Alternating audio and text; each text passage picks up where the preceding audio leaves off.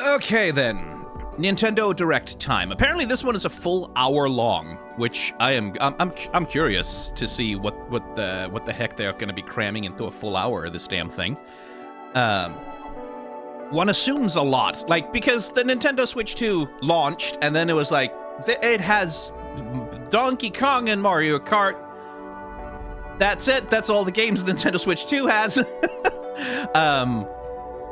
And so now they kind of need to plug the hole a little bit. Like, at this point, they kind of need to, at some point, show off, okay, what's the stuff that's on a Switch 2 that people are going to want to buy a Switch 2 for the holidays, right? Because that's going to be the big, like, that's usually the big push for any console, right? It's like Christmas and the holidays.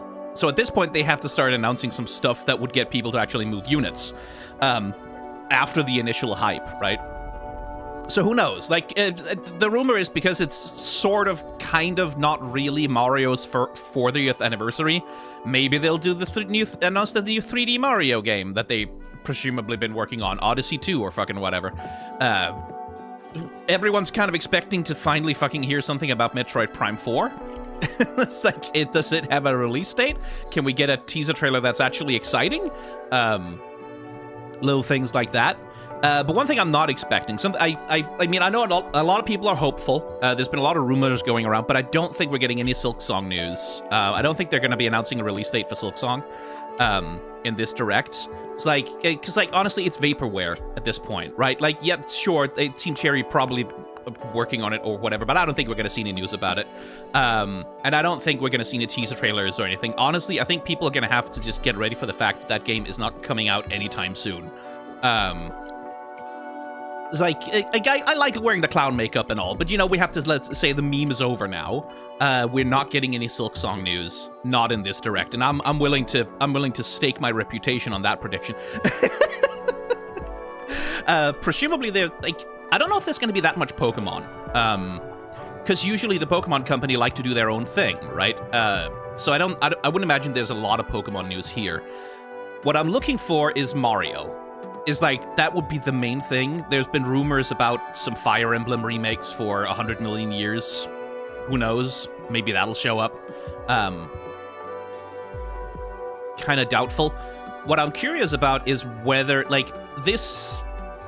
Another thing that's sort of, that people have been expecting for 100 million years is ports of the Twilight Princess game, right? Like ports of some of the old Zelda games that sort of never made it to Switch 1. And like Wind Waker is in, like, the question is whether they want to port the HD version over or whether they're just going to throw Twilight Princess on the GameCube.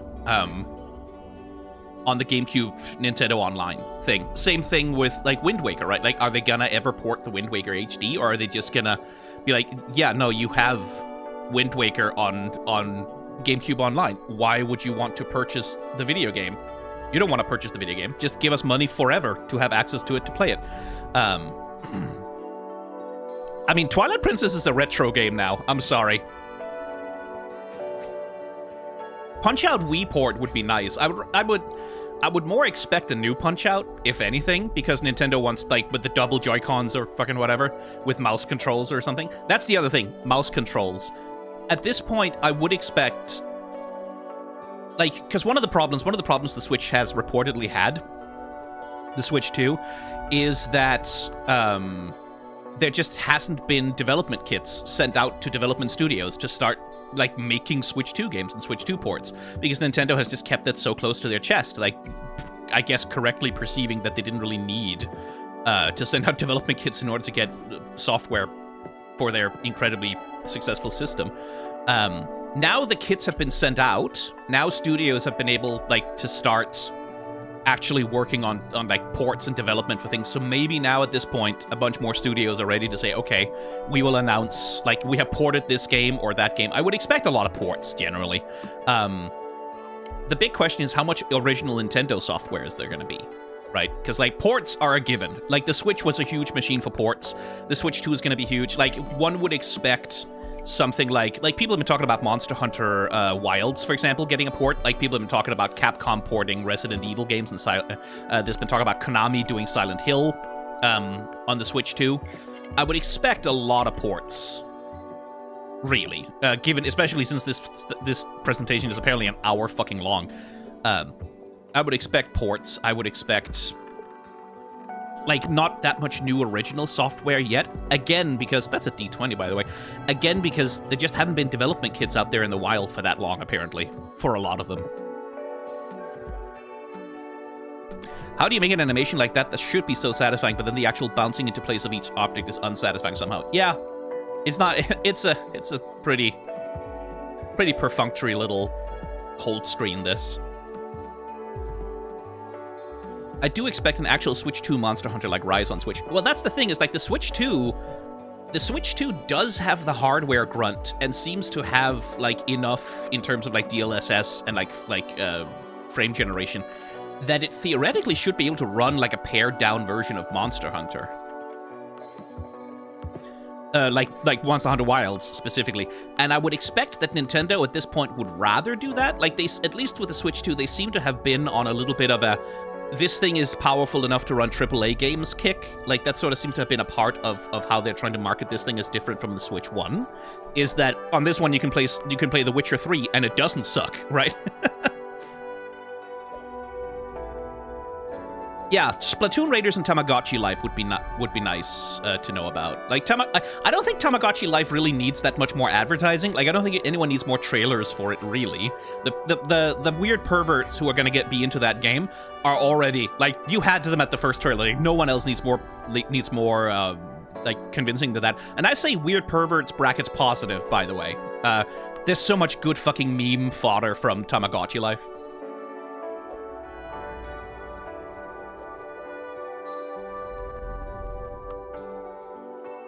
Yeah, Shin Megami Tensei is the sort of thing. People have been talking about Metaphor ReFantasio, for example, like as an obvious candidate for a Switch port, and I can definitely see that. Like, I don't see any reason why they wouldn't want to put it out on Switch 2. That's the advantage Nintendo has, is that everyone wants their fucking game on Switch. Like, everyone does, because the Switch 1 has, like, the Switch 2 already has a pretty damn big install base. It looks set to have to do Switch 1 numbers. And the Switch 1 sold 150 billion gazillion copies. Like, everyone has like 9 of them in their house kind of fucking numbers. So I would fully expect like lots of companies to want to port their shit. Armored Core 6, yeah, like not impossible, right? If Elden Ring can run on the Switch 2-ish, kinda, then like I'm sure Armored Core 6 can, with about the same level of performance.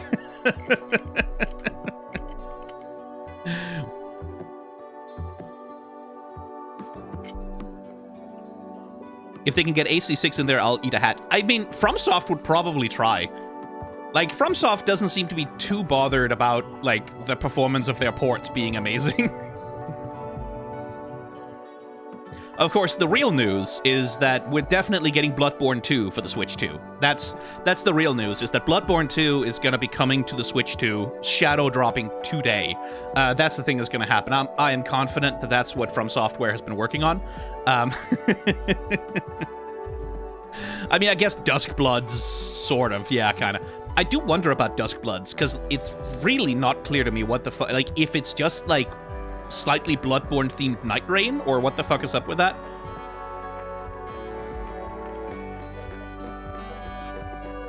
Professor Layton or Ace Attorney? Yeah, I mean, yeah, I wouldn't... I have not heard anything about the idea of a new Ace Attorney game.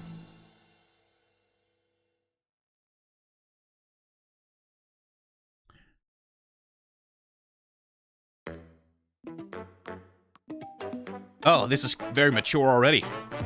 Oh, Lord, look at all those shapes. This is perverse. Children, look away. There are shapes and colors? We must censor this filth.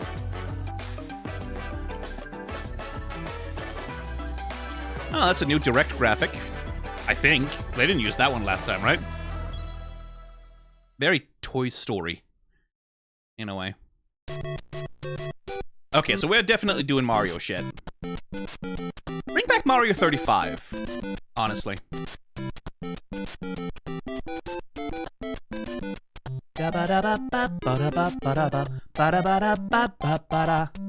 Ba-ba-da-ba-ba-ba-da-ba-ba-da-ba-ba-ba.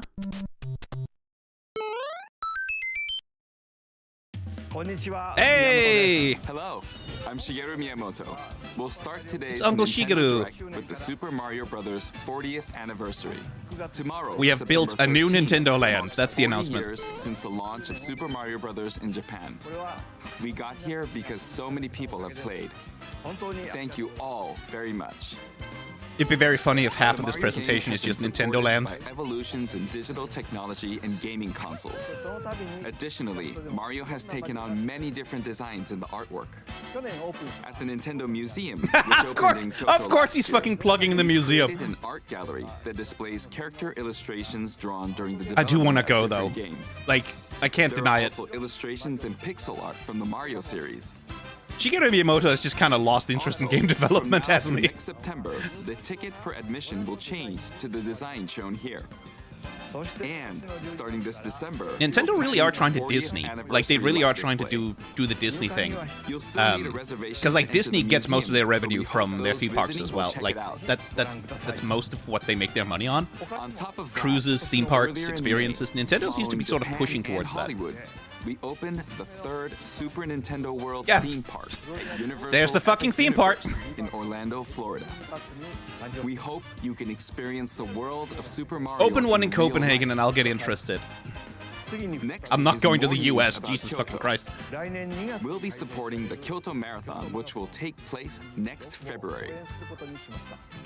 Since its inception in 1985, the Super Mario series has been running for 40 years, thanks to everyone's support. But this time, Mario himself will be cheering on the runners. This is the race bib that the runners will wear, which has the Nintendo logo on it. We'll be supporting in other ways as well. If you're interested in marathons, why not? I'm really take the glad we tuned into opportunity this to run presentation through about Kyoto? theme parks, museums, and marathons. Also, coming next spring, please take a look at this. 3D or 3D? Oh, hello. Oh, it's the movie.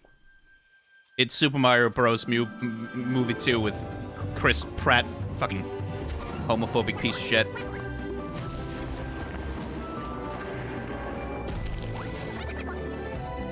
This time based on Mario World, I guess.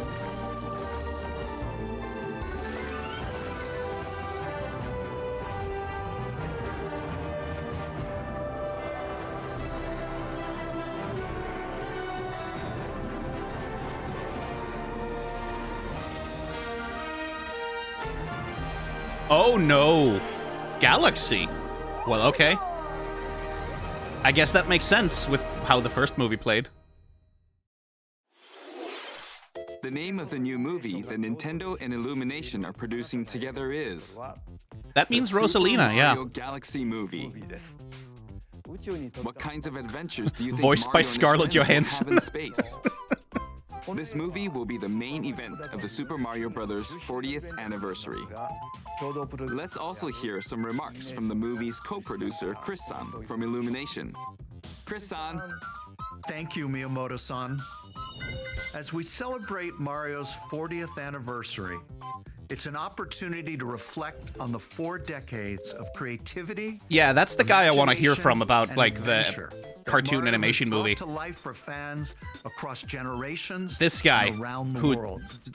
From its CEO of groundbreaking something. world building to its iconic characters and unforgettable music. Man, just let the Super animators Mario talk Brothers for have once. left a lasting impact on the This is very a general fabric thing with movie, of like our with culture. movie announcements like this. It's like, All I of don't give a us shit at about what the CEO of Illumination feel has to so say. fortunate I want to hear from the continue our animators. collaboration with Nintendo The animators, the illustrators, the as we concept expand artists, the the life fucking of Mario director. Give me in an interview movies. with the director. And while the Super Mario Galaxy games are the core inspiration for our story, this next film holds surprises for fans of every Mario era. Our directors, Michael Jelinek and Aaron Horvath, along with the extraordinary team of artists at Okay, our maybe studio in this would Paris, help people are hear me very in busy Discord. working to deliver a film that aspires to earn its place in the history we're here to celebrate.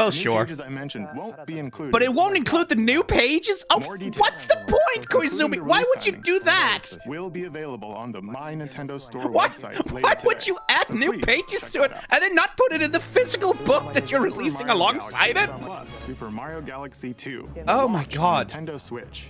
But you can play these games on Nintendo Switch too. Many other Mario titles are also available on Nintendo Switch.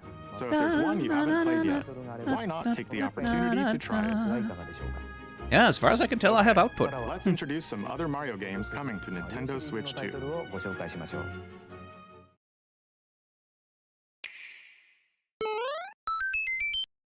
Ports, I guess? That'll be a port of the tennis game, surely. The latest entry in the Mario Tennis series is hitting the court on Nintendo Switch 2. Mario Tennis Fever. Or a new Use one. top Okay. spins, slices, lobs, and other familiar shots.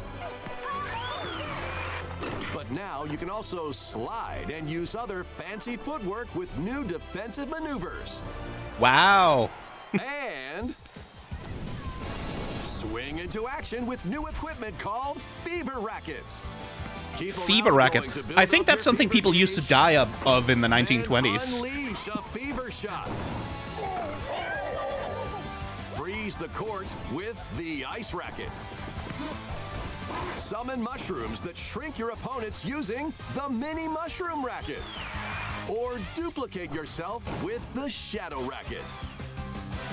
There are 30 fever rackets, each with their own abilities. Pair The main them with important thing 38 about this playable game is that characters, people the will most draw in all the series history. Nintendo Define characters in your new own outfits now. strategy. Let's see the game modes being served up. A talking flower. So the question is are they doing it this way because they don't have anything major for the 40th anniversary? Or are they doing it like this because they're saving the new 3D fucking Mario game for the fucking very end? Play matches with unexpected rules in Mix It Up mode. Even some where you'll experience wonder effects. In the online modes, choose between casual play with customizable rules in Online Room, or go for Online glory Room. in ranked matches. You can even gently swing your Joy-Con 2 controller like a racket for a more authentic experience in Swing mode. They really want to do Plus, Wii Tennis again. After encountering monsters on a remote island, Mario and friends are transformed into babies, kicking off a series of unexpected events in the game's Adventure mode. With their tennis skills gone, the babies will need to learn how to play Okay, I guess it has a story mode. and defeat the monsters to return to normal. I do appreciate that. That's Mario nice. Tennis Fever launches on Nintendo Switch 2, February 12th. That was Mario Tennis Fever. It sure It was, features familiar Koizumi. tennis gameplay, but unique to this latest entry are fever shots, which change depending on your racket. There are plenty of other modes as well, so please look forward to it. Next, please take a look at this. Do you have a mainline Mario game? Hi! Or do you have DLC for Mario Wonder? What'll it be? Wow! Oh, Multiplayer mayhem is coming Okay. to the Flower Kingdom in Super Mario Brothers Wonder. thank God it was Nintendo running at Switch such a 2 low edition. frame rate on the Switch 1. Let's meet up in Bella Bell Park. A large plaza has been discovered in the Flower Kingdom. Bella Bell Park. Here, you can enjoy a variety of attractions that let you team up with or work against friends and family. Let's go over some of the things you can do. Collect the most coins to win. Collect coins as you make your way through the course. And don't miss your chance to get rich. Whoever has the most lives at the end wins. Use items to duke it out. Dodge attacks and try to survive. Okay. Whoever's it at the How end the fuck can I not loses. restart my fucking Discord? Run and hide and tag. Okay, If you're well, tagged, whatever. You're it. and the other players get to transform and hide. Work together to relay. Pass the bob-omb to each other. Why so can it people not doesn't hear me on explode Discord? It before really you annoys reach me. the goal. Work together to get to the goal. Place donut blocks while your Didn't really friends want to be run doing tech across them. support while I was trying to run an event on my... Jump to the beat. Jump in time and the lift. will How about rise. now? Get in sync. Then 1, 2, 3, jump. Fantastic. Jump. Plus, there are so many other attractions to enjoy. Grab So, your friends and family for multiplayer Discord? fun in Hello? Bella Bell Park. Anyone? Okay, at some point this has to be your fault, not The mine. Nintendo Switch 2 edition adds other new content as Oh, well. hello. Look forward to more on that in the future. The fucking Koopalings. Super Mario Bros. Wonder, Nintendo Switch 2 edition, plus Meetup in Bella Bell Park launches on Nintendo Switch 2 next spring. I mean, it looks like fine enough DLC. It's just... So long. It's funny to have a Nintendo Switch 2 edition of Mario Wonder, of all Super Mario things. Bros. Wonder is getting a Nintendo Switch 2 edition. As its name implies, Meetup in Bella Bell Park adds more multiplayer options to enjoy. It also adds other new content, so stay tuned for more details in the future. About these chatty characters, Was it something I said? the talking flowers. Oh, hey, actually made them. Amiibo. Oh, not Amiibo. Oh, really? Sometimes they'll talk on their own, just like that. These talking flowers can make everyday life a little more fun. Little reminder that Nintendo is a planned for toy release company, next first and spring. foremost. Okay, next is the last game for the Super Mario Bros. 40th anniversary part of this presentation. Please be a new game.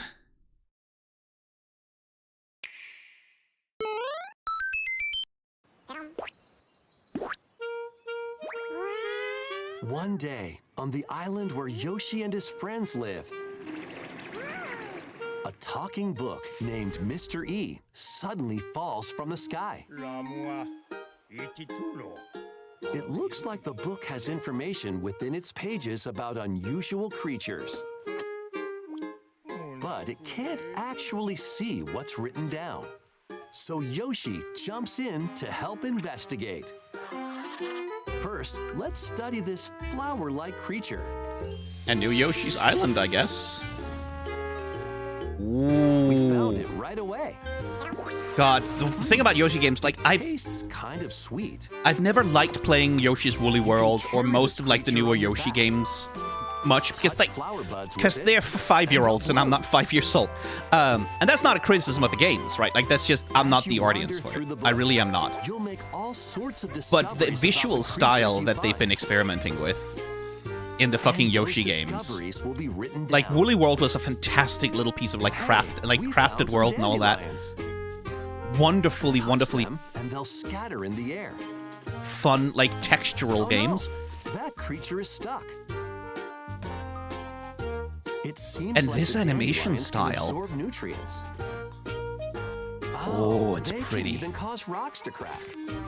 Thanks to them, we were able to break the rock.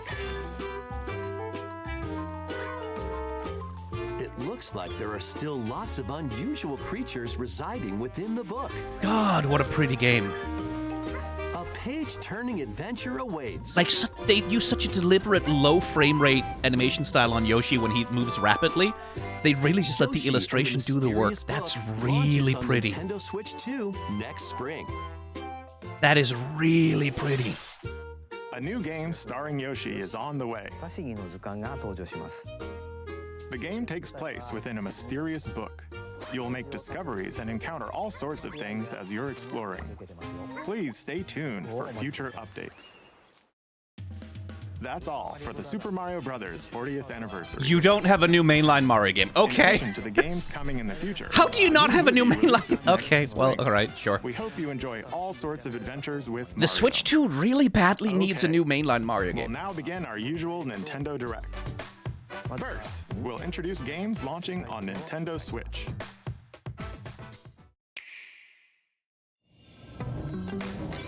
It's time to storm into Cryptica.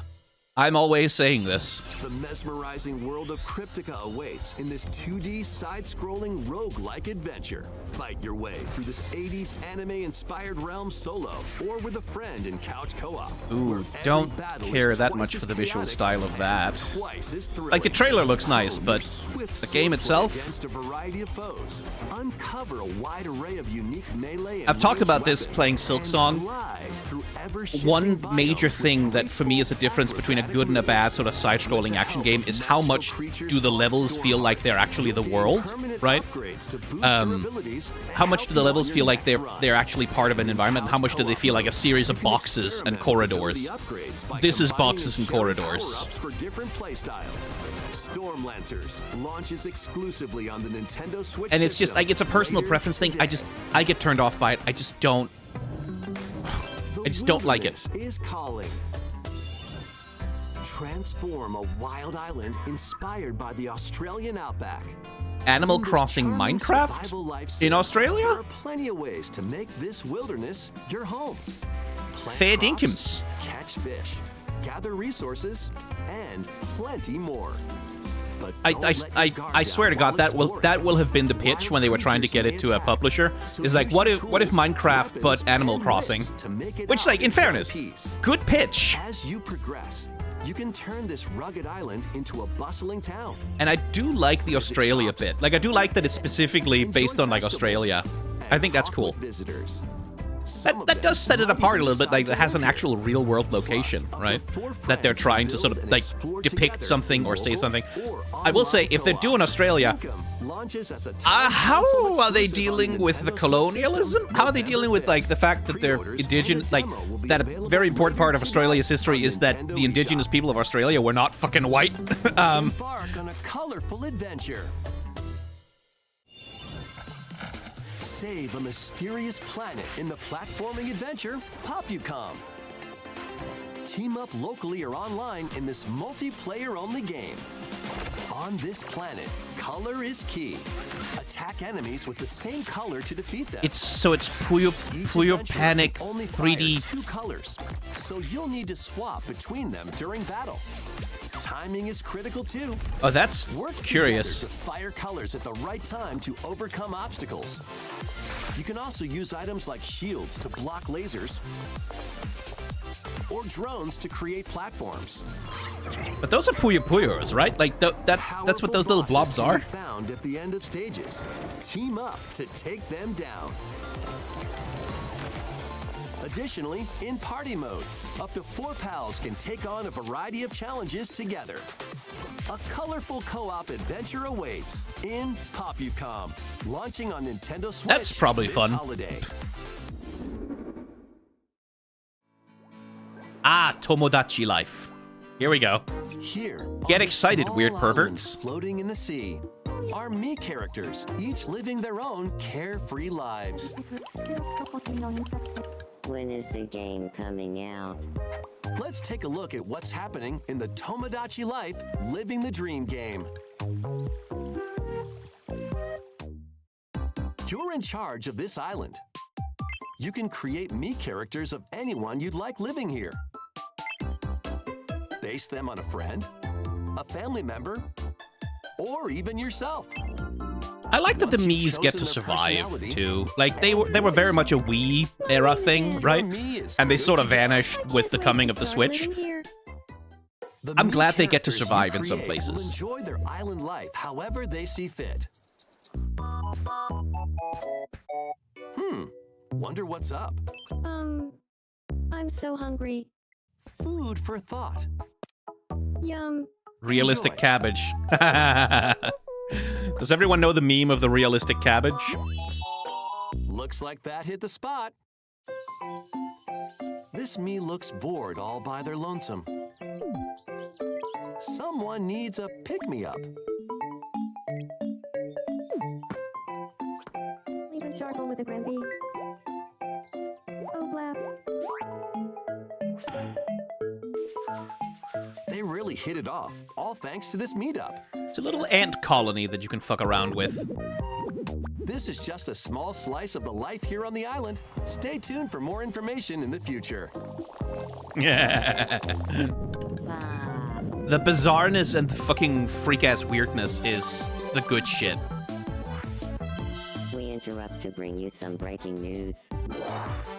This just in, following previous reports of a 2026 release date, we can now confirm that Tomodachi Life, Living the Dream, launches next spring. More on this story as it develops. There was breaking news in that trailer. Tomodachi Life, Living the Dream will launch next spring. Very good, Koizumi. Please wait a little longer for this new dream life. Next up are games heading to Nintendo Switch 2, including some games that will also be available on Nintendo Switch.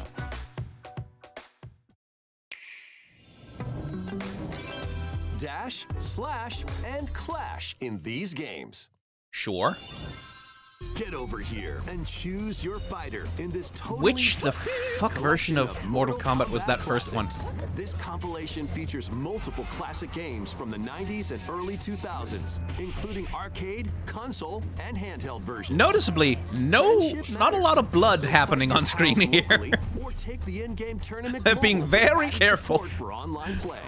Want a break from combat? Dive into an interactive documentary that includes concept art, archival footage, and exclusive interviews with the original creators. Prepare to test your might when Mortal Kombat Legacy Collection launches digitally on Nintendo Switch 2 and Nintendo Switch. It would be October very 30th, funny, and I would genuinely and respect it if December 12th. Nintendo did not, like, forced violence mode off, right? No actual blood, no gore, no nothing. You can't have that on Nintendo. I think that would be very funny.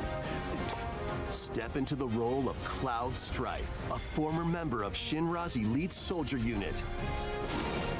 While he's working as a mercenary, Assuming that Switch 2 legendary versions of the hero graphics, Sephiroth, they've who managed supposedly that died on a port past quite mission, well. suddenly appears. I feel like probably they're not using Switch 2 Fate of footage, the but who planet knows? Is now in your hands. Final Fantasy VII Remake Intergrade launches on the Nintendo Switch 2 system. But yeah, like, if they can fucking get Final Fantasy VII Remake on Save the Switch world 2, from malicious machines then in this frankly, action roguelike Monster Hunter Wilds should be adventure. possible with some Battle foes compromises. to rescue robot allies, collect resources, and create a place for others to call home. Then customize your weapon classes and unlock powerful I don't like calling abilities. things You can also slop, catch fish, like, harvest crops, willy-nilly, and craft items between missions. but this Online is you a can little, team like, up there with is a friends in genre of co-op game or via game share. which is like, oh, we Mouse also put controls are Stardew also Valley in this supported game on Nintendo because Switch 2. question mark, right? Banner of the Spark launches on Nintendo Switch 2. Like there's and an Nintendo element of Switch Stardew Valley later slop that is today. happening across gaming, where it's just like, crafting, farming, because like where they're just kind of putting it in because. Oh, Well, daughter of Hades, princess of the underworld, it would seem that you are finally prepared. someone's playing with the fucking. But time itself is against us. Are the lesbians feeling normal? War has come to Mount I'm not sure I am, Olympus. because that's good animation.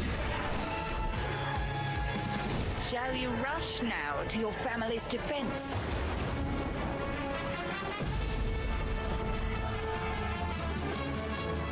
This too is Yuri.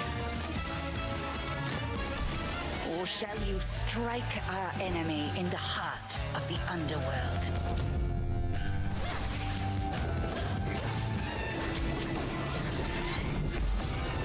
Oh, they contracted a good animation studio for this.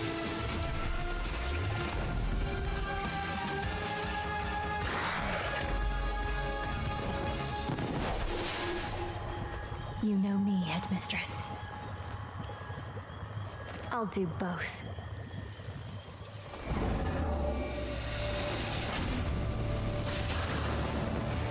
Death to Kronos. Prepare to battle beyond the underworld of Greek myth in Hades 2. Yeah, it's coming out full release Play as soon. the princess of the underworld to take on the sinister titan of time. Wield powerful weapons of night, the sister blades, the moonstone axe, the witch's staff, and more. Cast a binding circle to ensnare your enemies and gain the upper hand. Along the way, the gods of Olympus will grant you new skills and abilities. Mix and match to find the most powerful combinations. I've held off on Hades 2 in the early access. Like, I've stayed away from it. Because I want to play the full release. Like, I did not want to, like, spend all my Hades 2 play juice on Nintendo Switch 2. On the early access. I wanted the full release so I could really sort of fucking no-life it. TV mode. Hades 2 launches first for consoles on Nintendo Switch 2 and Nintendo Switch September 25th. New amiibo figures ride in. The Kirby Air Riders game I guess after they gave Sakurai 45 minutes or whatever to talk about that game, they don't really need to do anything other than, hey, here are the toys. Players that you can train. Your figure players will level up as they compete, and their machine's proficiency level will also increase. Plus, with the amiibo, you can swap riders. Just like in the game, you can choose your rider and machine. Levels are also transferred over. These two new amiibo I don't think I'll be available playing Kirby Air November Riders, 20th, but the same day as the game's launch. like, it definitely has the vibe of a game that a specific kind of person is gonna fucking love. A second Kirby Air Riders Direct, hosted by the game's director, Mr. Sakurai, is Oh, Sakurai just gets to do whatever the fuck he wants. Oh my god. Switch 2 edition, I guess? Oh no, it's the Binding War, right? Hyrule Warriors.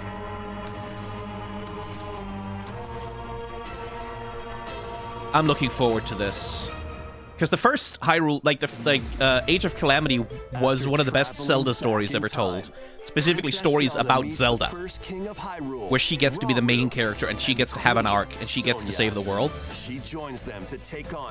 I'm kind of hopeful for this game to do the same for her. Okay, the frame rate is looking crisp. Like this brave Korok. Get familiar with your allies' abilities so you know which character to swap to in any I'm also very situation. curious for these sages to actually get to have a personality because they were such non-entities in Tears of the Kingdom. And it was really genuinely very disappointing that they just did not matter. With nearby allies to unleash mighty sync strikes. Like relative to the Depending on the pair, to the way that like the sages and the characters were like have a variety of other effects. Invite a friend to contrasted play in alongside you Breath of the Wild. split-screen co-op. And with game share, Split screen co-op looks you can like it's play running at together on 30, two separate systems, which makes sense. Even if only one player has the game.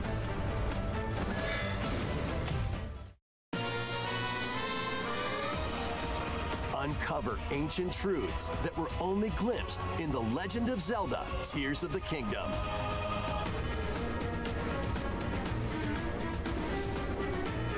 Hyrule Warriors, Age of And of course, there is a Link that launches you can on play, Nintendo which Switch is 2, what the robot November dude is.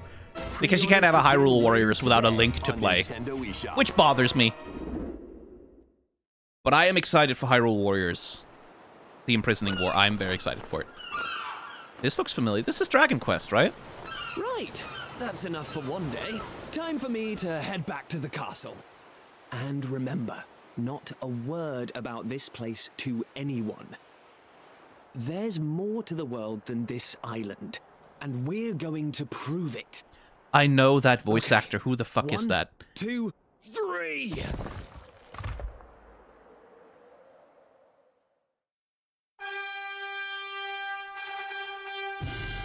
But yeah, it's Dragon Quest. It's the HD 3D, HD 2D remakes of the early Dragon Quests, I think. I will say the Akira Toriyama art style is translating pretty well. Like, his art style has always been good at characters with big heads. So it's translating pretty well to this chibi style. It all began with a spark of curiosity.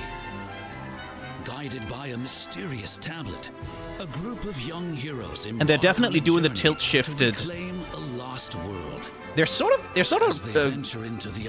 biting the style of what the fuck is that game that Hironobu Sakaguchi made with the little dioramas and things.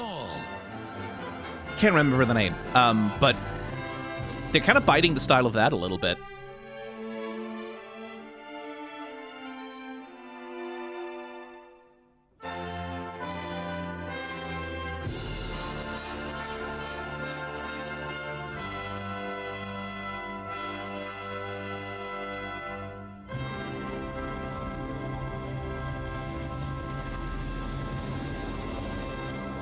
Dragon Quest 7 in this case. Okay, I thought it was Dragon Quest 2 or 3. That's the spirit. Look out, world. Here we come. It's a little odd to be remaking Dragon Quest 7 already. That was Dragon Quest 7 reimagined. We hope you're looking forward to I don't know enough about Dragon Quest games to be able to recognize them at a glance, so... Now, we'd like to announce 2 things. Okay. First, here's some news about the Nintendo Today Smart Oh, I Device lost my app. interest immediately there. The app continues to deliver all sorts of information about Nintendo games and characters on a daily basis. And we're adding a new Kirby theme. Okay, Kirby theme is nice, but I don't give a shit about your app, Nintendo. Kirby Air riders leading up to the game's release. I have So it please because check that out. it's useful as a content creator to know what the fuck you're planning, Nintendo but... Switch Online Plus expansion pack. Please take a look at this. Okay. Give us some nice games on the online pass. Coming to Nintendo Classics. Oh, really? I was not expecting that. There's been rumors about it. There have been rumors about Virtual Boy. While playing on Nintendo Switch 2 and Nintendo Switch. That's interesting. You'll need this dedicated accessory. What? No, fuck off. No, no, no. The original Virtual Boy hardware by inserting a console to play. Absolutely not, Nintendo. Both Nintendo Switch 2 and Nintendo I guess it's cool that they're recreating the 3D effect, but I'm not buying that. Not in a million years. Tennis. Galactic Pinball. But I am glad of that, because, like, the Virtual Boy genuinely had some pretty decent games. And some pretty, like, it didn't have a lot, but it had some pretty interesting games. And apparently a really good Wario game. February 17th. The dedicated accessory needed to play Virtual Boy, Nintendo Classics. But the fact that you need that thing to play Virtual Boy? No. A cardboard model of the accessory will also be available. Okay, that's more reasonable, I guess, but... Ooh. Where would you get the lenses? We hope you're looking forward to Virtual Boy, Nintendo Classics. Okay, let's see some more headlines. Okay, that... I'm glad Virtual Boy games are becoming accessible to people, but... Crimson Butterfly soars again. I am not buying that fucking accessory. I could maybe go for the cardboard if I had to. But when Fatal Frame. Mio and Mayu find themselves lost and wander Oh, that's into looking the village, pretty good, actually. they encounter Graphically? the unthinkable. Although, someday I should do a video on the character design in the Fatal Frame games, because it's an Victims interesting of a thing. Past tragedy.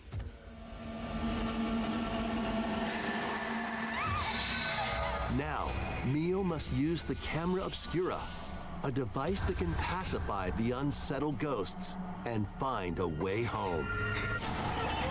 But as she delves deeper into the mystery,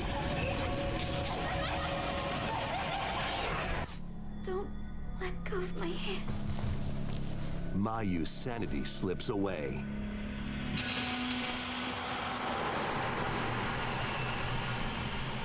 Where will the Crimson Butterfly lead them?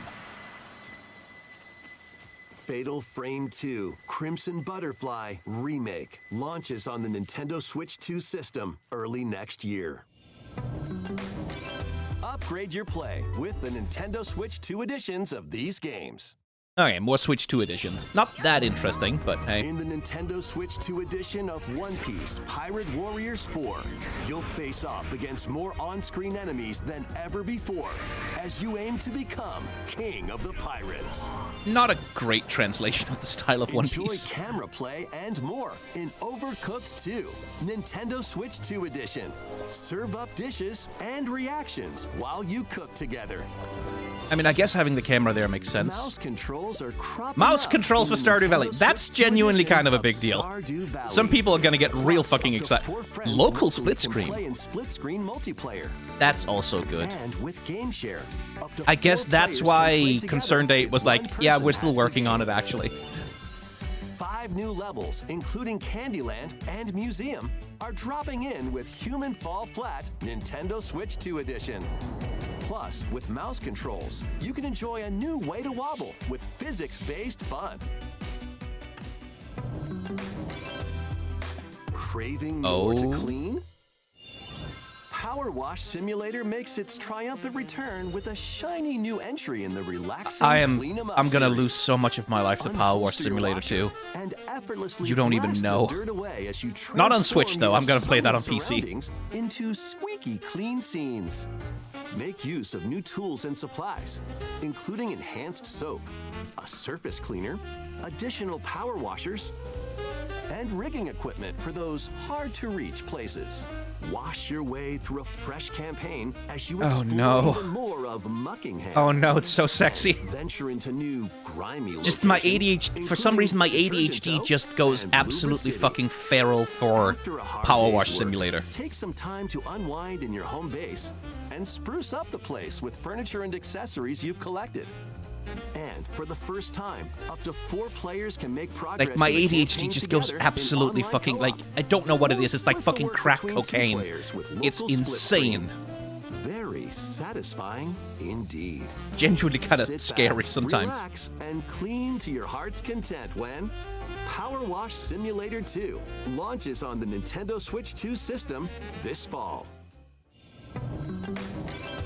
The fruit matching phenomenon returns. Right, that kind of blew up as a streamer Sweet game for like a Game is minute, didn't it? back And rounder than ever. This time, the fruit falls toward the center of a circle. Which is odd And because you can it's drop just it kind of any freeze angle. again? It's Right, like, it's just kind of 360 freeze. degrees of fruit dropping fun. But with cute little If fruit you instead of combine numbers, I fruits guess. A certain number of times, it's super evolution time. When this is active, you can earn bonus points based on the number of fruits you merge. Plus, It's with kind of the amazing Nintendo that this Switch gets 2 to be version, like you a can major play with feature in a others mainline locally via Nintendo Game Switch Share. 2 Direct. This allows Because you like, and up to 3 that's a players to browser drop and game, my merge man. fruit That's together like in that's co-op. the lowest effort mobile game port.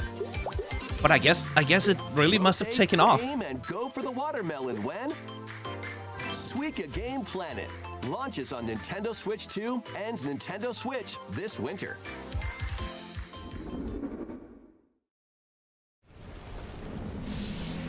Apparently it's huge in Japan, people are saying in chat, which, okay, fair enough. Like,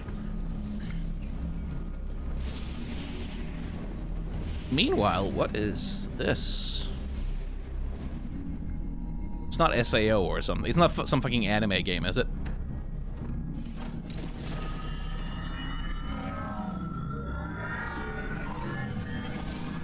Metroid! There we go, good. Oh, Samus is a motorbike lesbian now. Is this Metroid Prime? Or is this like a completely different game? What's happening here? This doesn't seem like that's Metroid Prime, right? But I guess it is? But it just has like open world sequences where you... It is... Okay, well, fuck me, alright. I was talking about how Metroid Prime 4 kind of needs a trailer that doesn't just look like Metroid Prime 2 or 3. I guess they fucking delivered. Okay. Open world motorcycle exploration. I'll take it.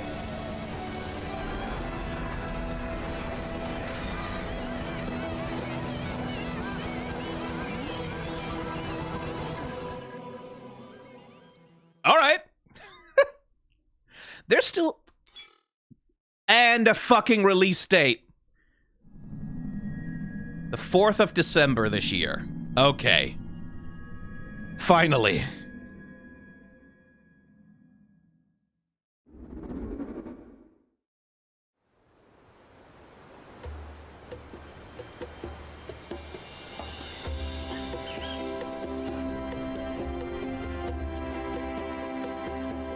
So it's... Oh, it's Donkey Kong. You're from DK? Oh, we get to go to DK Island? DLC is smashing its way into that's sweet. This new edition lets you barrel around DK Island, the home of some familiar faces.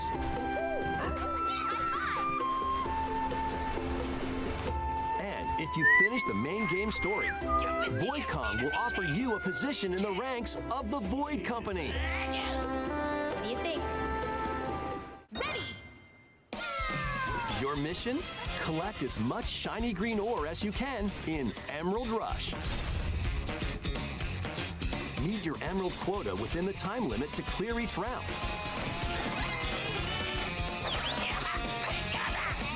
The key to amassing emeralds is collecting... Very fossils funny that to you, gain I guess, get to work for Void Kong now. Collect a fossil, and you'll get to pick from 3 random ones. And of course, they've got roguelike shit going on. Perks Okay. have different effects, like getting more emeralds from defeated enemies, or more jam-packed treasure chests.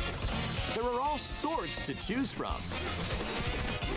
Gain and stack perks, then collect oodles of emeralds. Well, alright then. Sure, like a roguelike expansion for Donkey Kong Bonanza, I guess. Smash Banandium gems to gain random skills that power up Donkey Kong during your run.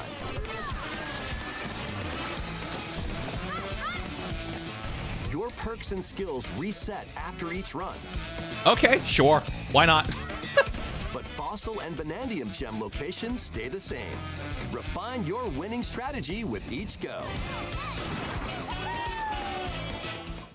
When a run ends, you'll earn in-game rewards based on how well you did. Playing can net you new fashions and statues to display on DK Island. Plus, you'll get to play Emerald Rush on more layers. Take on the challenge to earn that promotion. I mean, yeah, sure, that's a way to extend it. I'm mostly just excited to run around DK Island and break it. Someone on day 1 is going to smash all of DK Island, just reduce all of it down to a flat plane. Donkey Kong Bonanza is getting paid DLC called DK Island and Emerald Rush.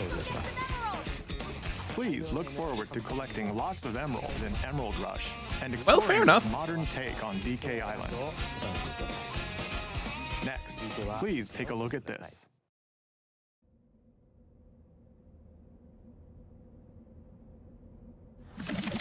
That's Crash Bandicoot. No, that's Pokemon. Okay. I thought I saw a Wumba fruit in the background. I was like, Crash Bandicoot? What the hell? But no.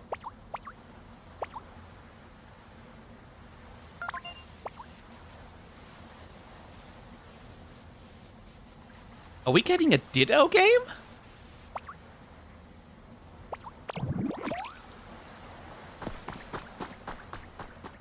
It looks like a Minecraft-y sort of block world, this so... land is just waiting to be shaped by a Ditto that looks like a human. And what's that in the grass? Oh, that's Bulbasaur, a grass-type Pokemon.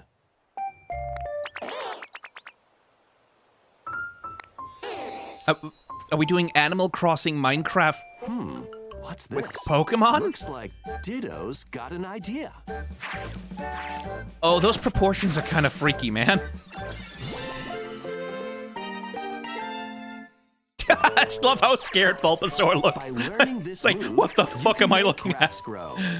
Squirtle's water gun will keep it all healthy.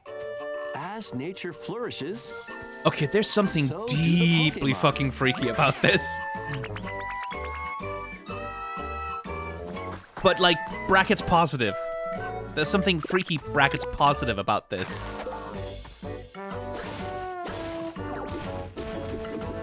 collect rocks and wood to build with. It's all Gen 1 Pokemon, too. Till the fields and Oh, no, grow there's delicious crops. a Drillbur. Okay, not all Gen 1 Pokemon. Build homes for the Pokemon you Just meet. mostly. There's so much to do here.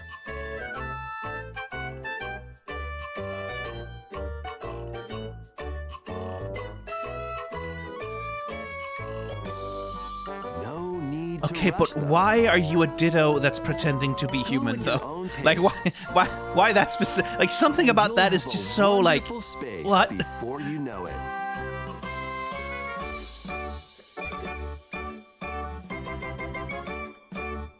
Someone's gonna recreate the entire Gen 1 world map in this fucking thing. Pokemon Pokopia. Okay. And I guess they're working with Koei Tecmo on is that? coming to Nintendo Switch 2. We hope you're looking forward to Pokemon Pokopia, where a Ditto with a human appearance builds a new life with other Pokemon. Next, we have information about another Pokemon game, which launches very soon. Okay, I can completely see that someone would freak the fuck out about that, Pokopia. Like, I can see that becoming someone's entire fucking world, easily. Because sometimes, like, all you really need is just throw Pokemon in something, and it kind of just becomes magic in a special way. Meanwhile, Pokemon Legends ZA just sort of... I feel like every time they reveal more about the game, we learn less, right? Like, it's like, yes, I know all of the things that I'm seeing currently already. The only thing that sort of seems new is, oh hey, new Mega Evolutions. Of course, for the starters.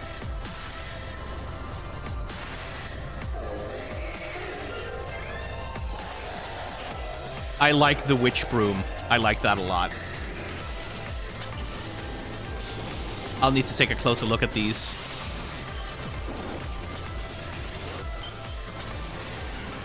But I really do feel like most of what they've shown off is focusing in terms of, like, why should you be interested in this game is just, oh, look at all the new Mega Evolutions. So many Mega Evolutions. Mega Evolutions? Lots of Mega Evolutions.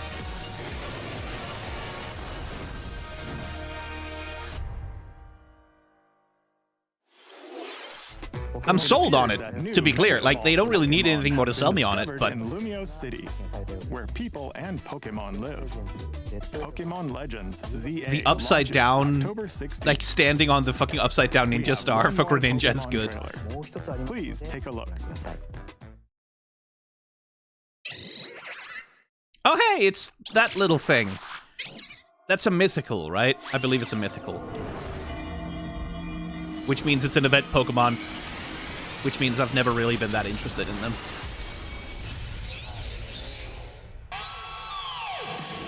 Are we getting Mega Evolutions for Raichu?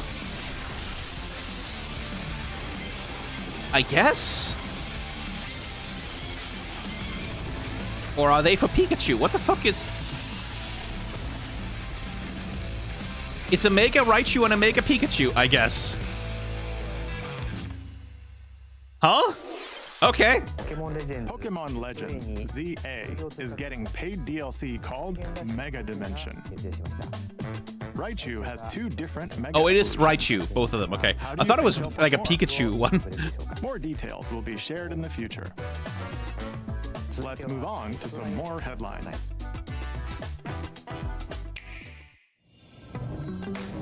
Ready for some killer fun in the sun?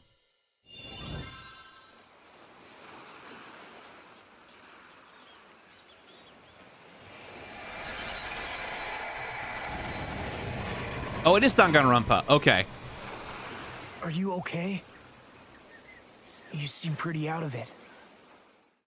Originally released over 10 years ago, Danganronpa 2 Goodbye Despair is making the ultimate comeback. While on a school trip to Jabberwock Island, you and your classmates are trapped in a murderous game. After each deadly incident, a heated class trial will begin. In high-speed detective action, you'll shoot down contradictions and counter opponents to reveal the truth. And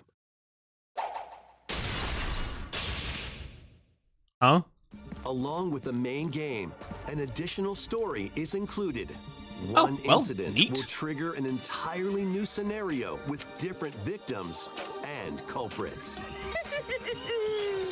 The wait is over. I've never played Danganronpa, so I don't really have any investment in this. To begin. Danganronpa 2x2 launches on the Nintendo Switch 2 and Nintendo But I do know Switch people who are like systems massive next Danganronpa fans, so they're probably creaming Make themselves right now. history in the Three Kingdoms. Dynasty Warriors Origins is marching on to Nintendo Switch 2. The Three Kingdoms, an era of warring factions. As a nameless hero, join forces with Xiao Xiao, Sun Jian, or Liu Bei on your journey to become That fucking Dynasty Warriors riff, it's undeniable. Like, the cheese-ass butt rock that Dynasty Warriors is good at, they're so good at it. From the Three Kingdoms. Plus, hey, DLC is on the Frame way. rate isn't looking great, though, in that footage. Choose a different path and experience new developments that weren't in the main story. Walk your own path and become. It's like, looks like a very inconsistent 30 frames per second, which is like, Origins and the DLC both launched I guess the first-party Switch 2, Nintendo January IP gets more 22nd. attention on the optimization front. Two fates are now intertwined. Ah, right, Monster Hunter stories. That game started as like, hey, you're an adorable little child riding your adorable little chibi Rathalos, and now it kind of looks like they're like, fuck it, we're Fire Emblem now. Welcome to the sprawling world of Monster Hunter, where all sorts of monsters live. By bonding with certain creatures called monsties, you can traverse the land, climb cliffs, swim across water, and fly through the air as you freely explore the map. I would say that's just flying a Rathalos around. That alone is like, I would buy the game on sale just to fly a Rathalos around. It's up to you to venture forth and find the source of the danger in order to prevent total calamity. But they really have gone very Fire Emblem with it. And work together to face whatever stands in your path. Monster Hunter Stories 3, Twisted Reflection, soars onto Nintendo Switch 2, March 13th. Okay, here comes the sizzle reel. 2-Point Museum. Yep, that's... I would play that on PC, personally. It's a pretty demanding game, and it's not well optimized. Oh, Disgaea.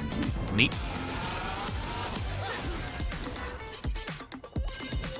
I would not play EA Sports, but then that's just, you know, because they're not for me. And also, God, the exploitation EA has gotten away with. They are the Dragon Quest HD remakes.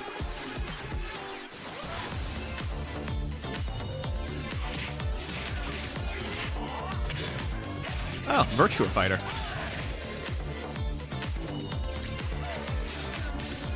Lego Voyagers I'm kind of curious about. Because, like, so many Lego games don't give a shit about being Lego that much. Like, that's with all the fucking Indiana Jones and, like, the Batman and all that. The Star Wars games also, even. Like, they give less and less of a shit about being Lego. They care less and less about it. But games like Lego Voyagers, like... And what was the other one? It's a sequel to Lego Journey or something along those lines, where they actually... Like, those games are about Lego pieces.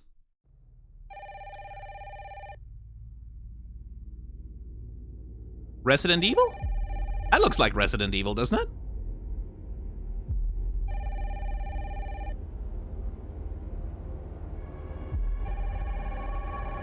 it? Luigi's Mansion, they say in chat. Yes.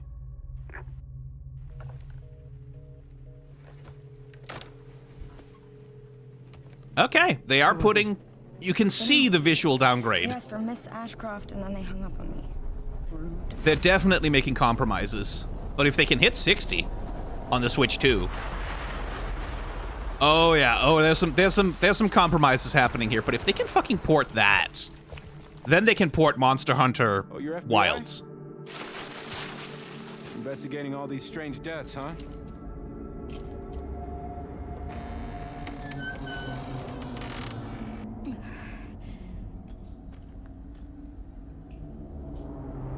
Grace, stay close to me. I'm coming. Keep moving. What's wrong? I'll explain later.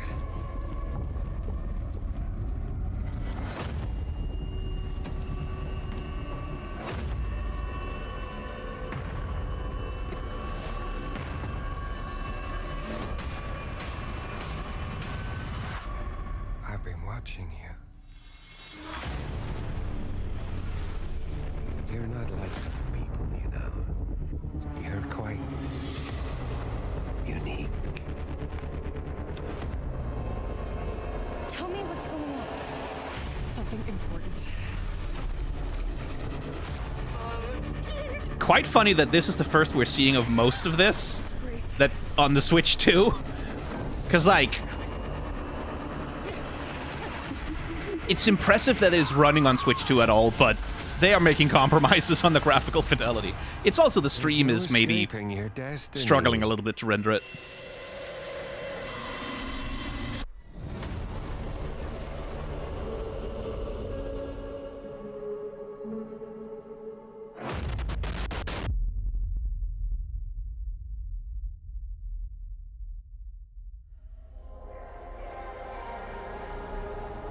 And I guess we're also getting Resident Evil 7 and 8. Yeah. Makes sense. A brand new entry in the Resident Evil series is launching on Nintendo Switch 2. We hope you're looking forward to Resident Evil Requiem, where you'll face unknown nightmares. There's so much shimmer from the frame generation from the DLSS. Plus, Resident Evil 7 Biohazard, the first in the series with a first-person perspective. And Resident Evil Village, which broke new ground for the series, also launched the same day.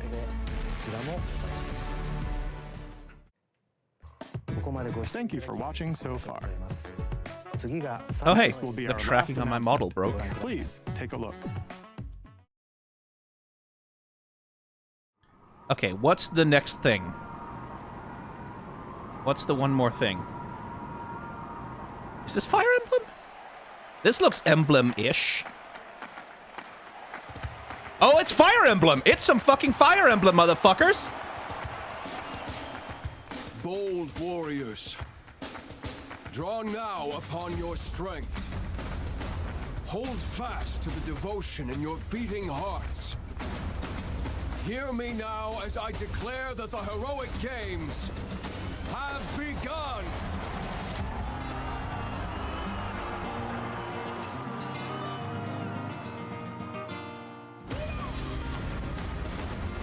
I only want to fight so I can save my father's life. So we're doing Roman Colosseum battles, basically. That's interesting. What I seek is a great strength. An unyielding strength for any foe. Sheer So is it all Colosseum battles? Or, like, no world map exploration? Oh, no, you go outside of the Colosseum. Okay. strength enough for a queen!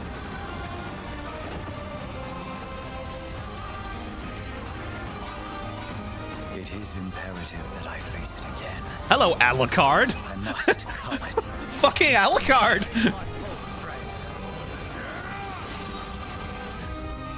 There's a man I hate so much that simply killing him will not satisfy me. For that reason, I refuse to die. Is that a guitar? Oh my god! That's so cool. Won't let you hurt her! And now warm blood is served in a crude cup. You think I'd let you deny me my feelings? I just want... This looks like my Fire Emblem shit. This looks like exactly my Fire Emblem shit. shall grant whatever wish you may desire. So say I, the Divine Sovereign. Alucard guy's sword really does look like a relic weapon from Three Houses, though. The years were long. It is Fodland. Hey, Sothis. Have you forgotten me so soon? All grown up, which is nice. So we are still in Fodland, then. That's interesting. That's relatively rare for Fire Emblem to recycle a setting so quickly. The trailer for Fire Emblem. Or recycle a setting so completely. The latest in the series. I'm into this. Story happens alongside the thrilling, heroic games. What kinds of stories await? I'm into this. Please stay tuned for future updates. I was hoping for Thracia, but I was hoping for the remake of that old legendary Fire Emblem. Thank you for watching. But I'll fucking take that. Oh, that looks like my shit. That looks like exactly my shit. Ooh, this looks like the kind of Fire Emblem I'm into. Whew.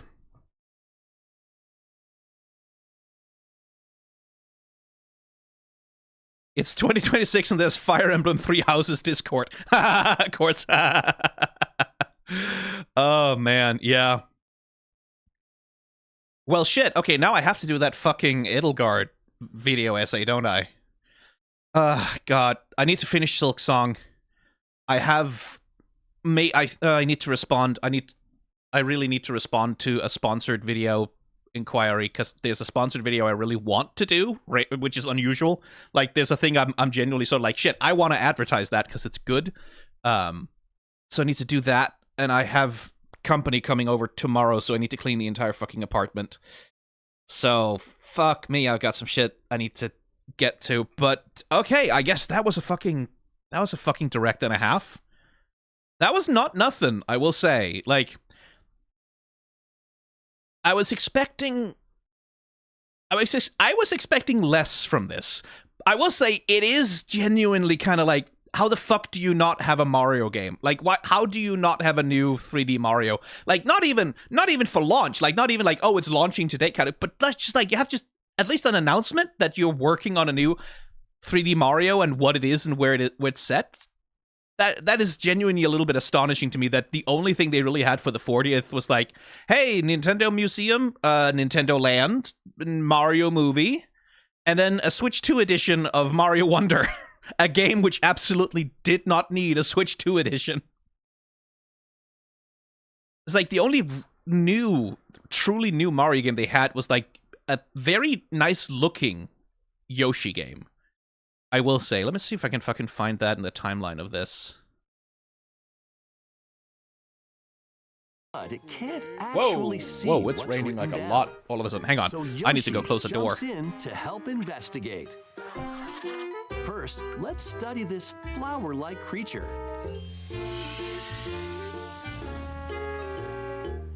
We found it right away. It tastes kind of sweet. Door is closed. You can carry this creature on your back. It's very Touch flower buds pretty. with it, and they'll bloom. As you wander through the book. Yeah, like the visual style of this is genuinely incredibly pretty. Let me see if I can frame by frame. Yeah, because like look at like Yoshi is animated at like a really, look at that. Like look how long they fucking hold on that, right? We get the startup, which is like just like a doubling of the things, and then they hold on this one frame for like 5 frames.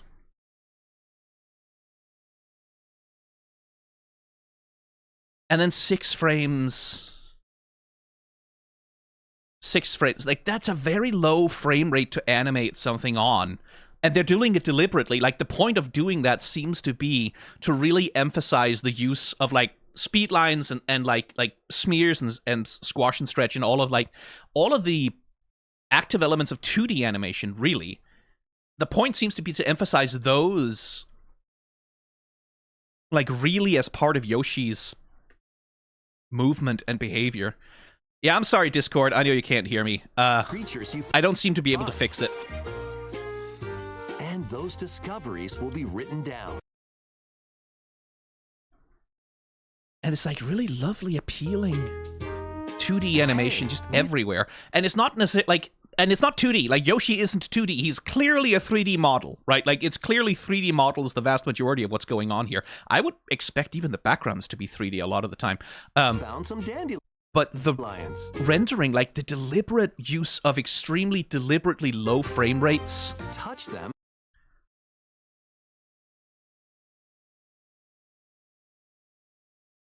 And they'll scatter in the air. And very carefully sort of... Oh no, that creature is stuck. That's really appealing. The secondary motion on Yoshi's idle animation is wonderful as well. Look at the bounce on his nose. Nutrients. Oh, they can even cause rocks to crack. Thanks to them, we were able to break the rock. Hooray, we were able to break the rock. It is really, really pretty, though. Like there are like, Nintendo have really, like I said, Yoshi's Woolly World, Yoshi's Crafted World,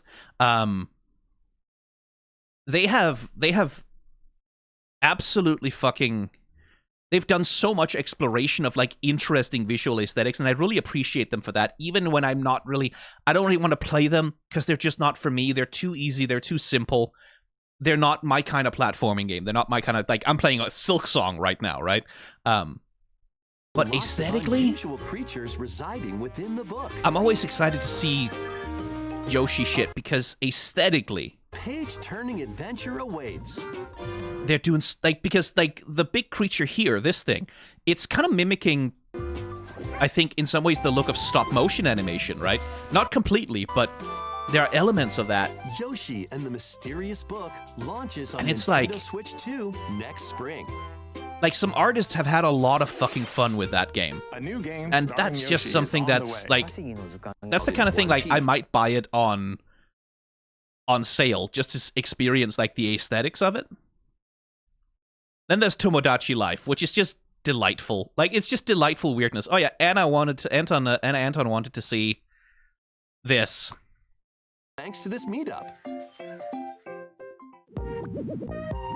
This is just a small slice of the delightful weirdness. Life here on the island. Stay tuned for more in Tomodachi Life, which I appreciate. Like, I love the surrealism of it. Again, not really the kind of game that I play, but it's the kind of game, like, when someone posts weird fucking shitpost memes about their OCs doing insane shit in Tomodachi Life, I'm always there. Like, that's just good times. Because it does the thing that Nintendo is often very good at, which is just be fucking weird with it. Hang on, let me...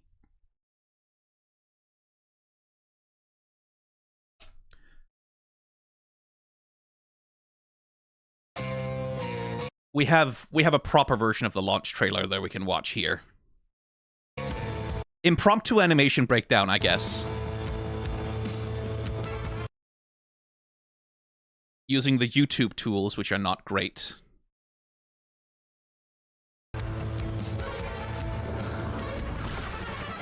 Well, daughter of Hades. Princess of the underworld. They've really stepped up with the trailer quality. Like, with the end, because they did it with Hades 1 as well, right? Like, that trailer with Zagreus, right? People went kind of feral for that trailer with Zagreus, where he comes out of the blood and he does, like, the sweep his hair back thing. Princess of the underworld. They know what the appeal that they're going for here. It would seem that you are... And, like, that fucking little flex of the fucking back muscles there is, like... You can see how they do it too, right? Like, they just run the shadow up and down the volume of her muscles. That's really all they do. They just use these little shadows to sort of emphasize, and they're like lovely sort of painted shadows with like a nice texture on them. It would seem that you... And those little gestures, like to a lot of people, that's probably not very sexy. There's a certain kind of like lesbians and bisexuals who see that kind of shit and all of a sudden worry that they have COVID, right? You are finally prepared. But time itself. And like the fucking ritualistic magic dancing around the cauldron is like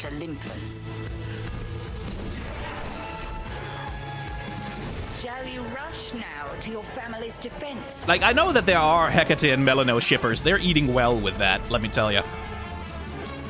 There's, like, intimacy in that. Or shall you strike our enemy in the heart of the underworld? The animation here is paying so much good attention to Melano's physicality. Right? It's not just that she's doing cool fucking fight choreography anime shit.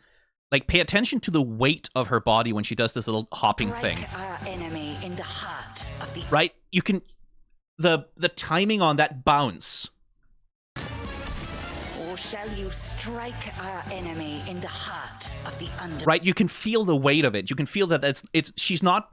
One thing that can happen with anime characters, right? Like, when anime characters are doing extremely cool anime shit, they're often very weightless when they're doing it, right? Because there's this emphasis on, like, maximal freedom of motion to communicate, like, the level of power and control that, like, they can be kind of weightless in the moment of what they're doing.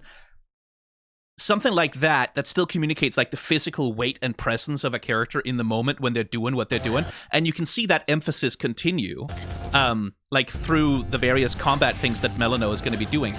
There's a real emphasis on, like, that fucking swing of the staff around.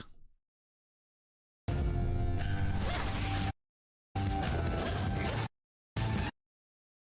me see if I can catch it. It's YouTube's frame-by-frame tools are an imperfect medium.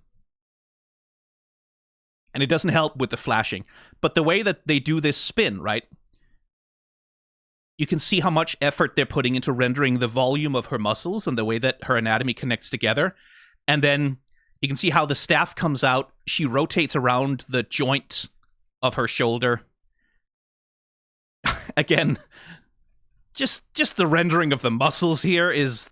Boy howdy, that some people are going to be unwise about this. I am some people.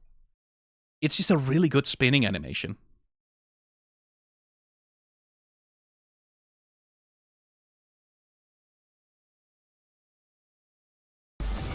And I love the emphasis on, by the way, flash frames.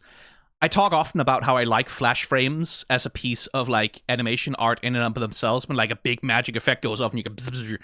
These are very nicely painted flash frames. Look at that.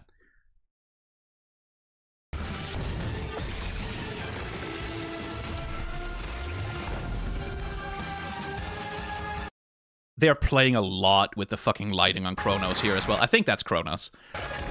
I haven't actually played Hades 2 yet, so who knows?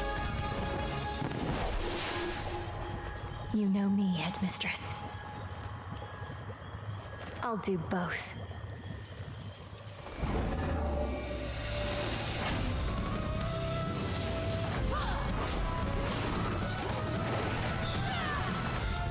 It's now or never. We witches oft are underestimated, but I'm well aware how... I'm looking forward to playing that. Like, when it launches in full, when it comes out of early access, when it is a full release that's ready to be played. I'm not jumping into it right away because it's September 25th and I have other things I need to do this month, but I'm excited to jump into Hades 2. I really am. Oh. Yeah, we're eating pretty well with this direct. Let me see. Nintendo usually posts all the trailers individually after. Yeah. Let's see. What was in this direct? Oh, yeah, right. The Virtual Boy thing I completely fucking forgot. Yeah, Mario Galaxy 1 and 2 with, like, some upscaling and some HD. Looking not amazing, but good enough. I'm glad we finally get to buy those games and keep them. Like, that you can actually buy it permanently and not just as, like, a temporary thing on the Switch for some fucking... That was the last time they were doing, like, a celebration of a Mario anniversary. It's like, Galaxy 1 and 2 and Mario 64 collection. You can buy it for 2 hours and then fuck you. Weird thing to do. Let's see, what else? Some bunch of ports. A bit of Stardew slop, frankly. And I say slop, not necessarily, like, doesn't mean it's not a good game. Doesn't mean it's not fun to play Linked Banner of the Spark and do the farming and stuff. Just, there are so many games that feel like they add farming mechanics and, like, farming, crafting nonsense. Not really because it's like, oh, we have something interesting or new we want to do with farm, but just because in the same way that, like, just like as a thing of like, well, the data says, like, we have a lot of market research that says that people really like that, so we're putting that in there. But it doesn't feel like they're trying to do anything new with it. Like, the new thing about this feels like they're really interested in their sort of Mega Man-esque world populated by robots.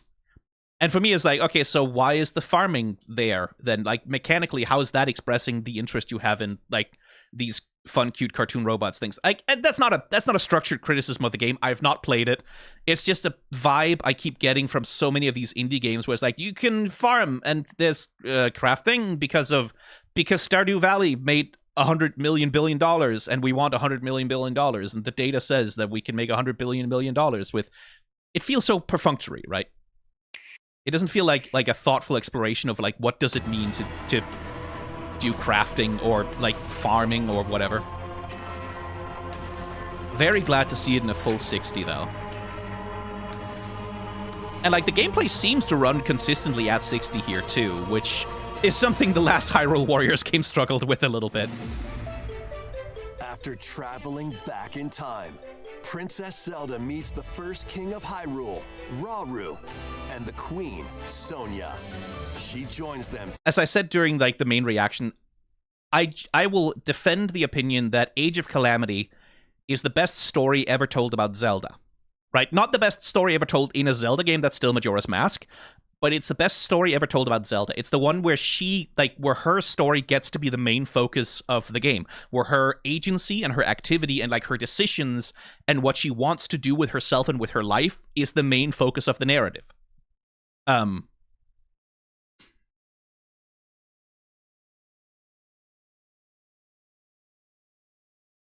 Let's see. People in chat are trying to get me audible to them. I'm sorry, I don't think I can really do anything.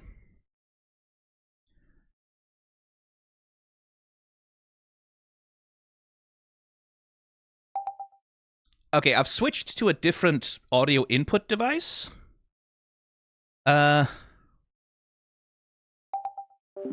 So am I barely audible to people now if you turn up my audio?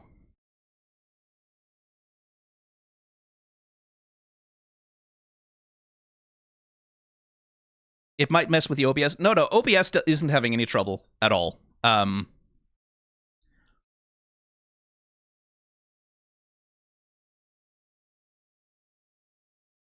But yeah, like, Discord is just being fucking weird, man. Discord is being a butt and an ass.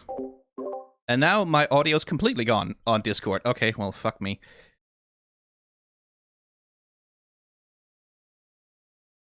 How about now?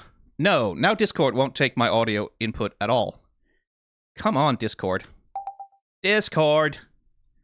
Would you please? Would you please? Nope, Discord would not. Yeah, Discord is being a piece of shit. Discord is being a piece of shit. It is being a sack of shit and garbage.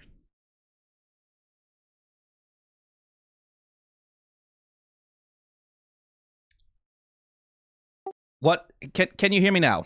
At all? Am I at all audible?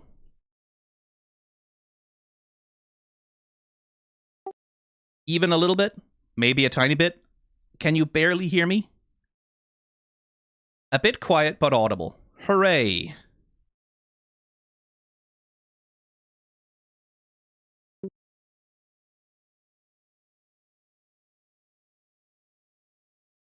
Except for a lot of them, it's absolutely nothing. Great!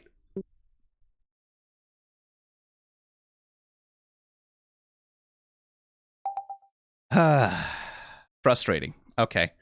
Well...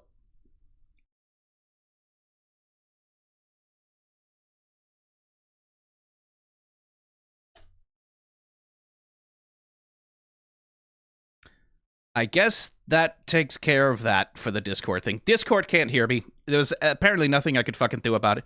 I need to fix that, because I have other things I want to stream on the Discord. That's a problem. Anyway, it is the Zelda game where Zelda's agency, her narrative, what she wants to do, like her story arc, is the thing that matters, right? Where rather than in like Breath of the Wild and Tears of the Kingdom, she's a very passive character, right? Like because she's not she's not the main playable character. She's a very passive agent in the narrative, right? Like where she's sort of the main character of the story in the sense that she's the character through which most things happen. Like you view the story through like cutscenes of her life and the things that happen during the calamity, and her story about like the difficulty she has with her power and accepting it and things like that.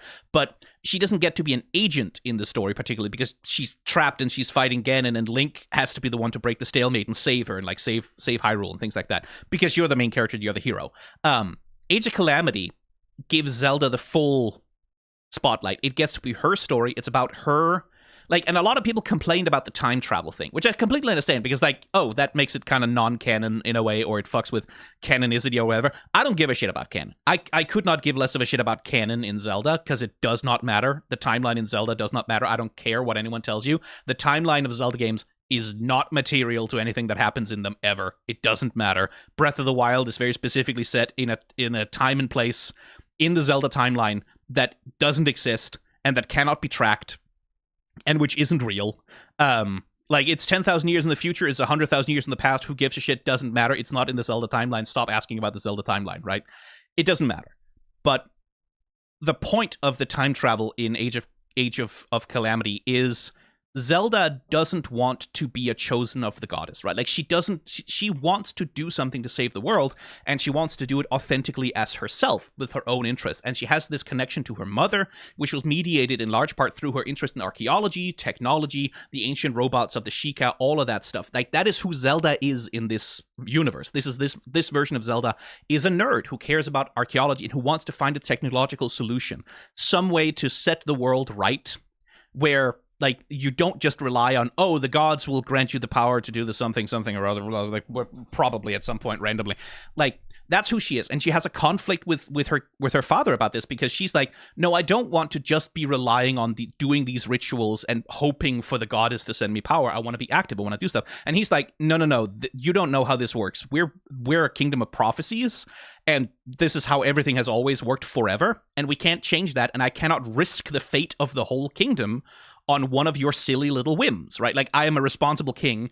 You, my dear daughter, you cannot just go around being like, oh, I want to fix things by being science and nerd math and shit, right? That's their conflict, right? Like, is that King Rome loves her and he wants what's best for her, but he can't let her be her authentic self because they have a broader responsibility to the kingdom that they lead, right? And Zelda's like, I also care about these things. I want to save the world, but like, I believe that I can do these things by thinking about them, by using my brain, like by investigating, by learning, by doing science, by figuring ancient mysteries out. She's trying to do it with wisdom, with her brain, right? She's embodying the Triforce of Wisdom, which is why at the start of Age of Calamity, there's this little robot creature that Zelda has been working on. Her dad doesn't approve of her wasting time with this stupid-ass robot when she should be out there getting ready for the prophecy thing. It wakes up, it sees that bad things are happening, it travels back in time and prevents the events of Breath of the Wild from coming to pass, prevents, like, Ganon from throwing the kingdom into 100 years of pain and torment. And that happens because Zelda pursued her interests, pursued the mysteries of the past, used her brain to figure out ancient mysteries and activate, like, found a means to undo fate itself, right? Like, because that's the crux of the whole problem, is that everything in Zelda is fated to happen, right? She's destined to be the avatar of the goddess. She's destined to rise this way. Like, Ganondorf is destined to fall. Zelda finds a way to circumvent fate. That's what the time travel is for, right? Because she uses the full scope of her abilities of wisdom, right? That's the narrative hook of the damn thing, right? And that's the most that Zelda has ever really gotten to be a character in her own right, the most she's ever gotten to drive the narrative, and the most the story has ever been on her fucking side, right?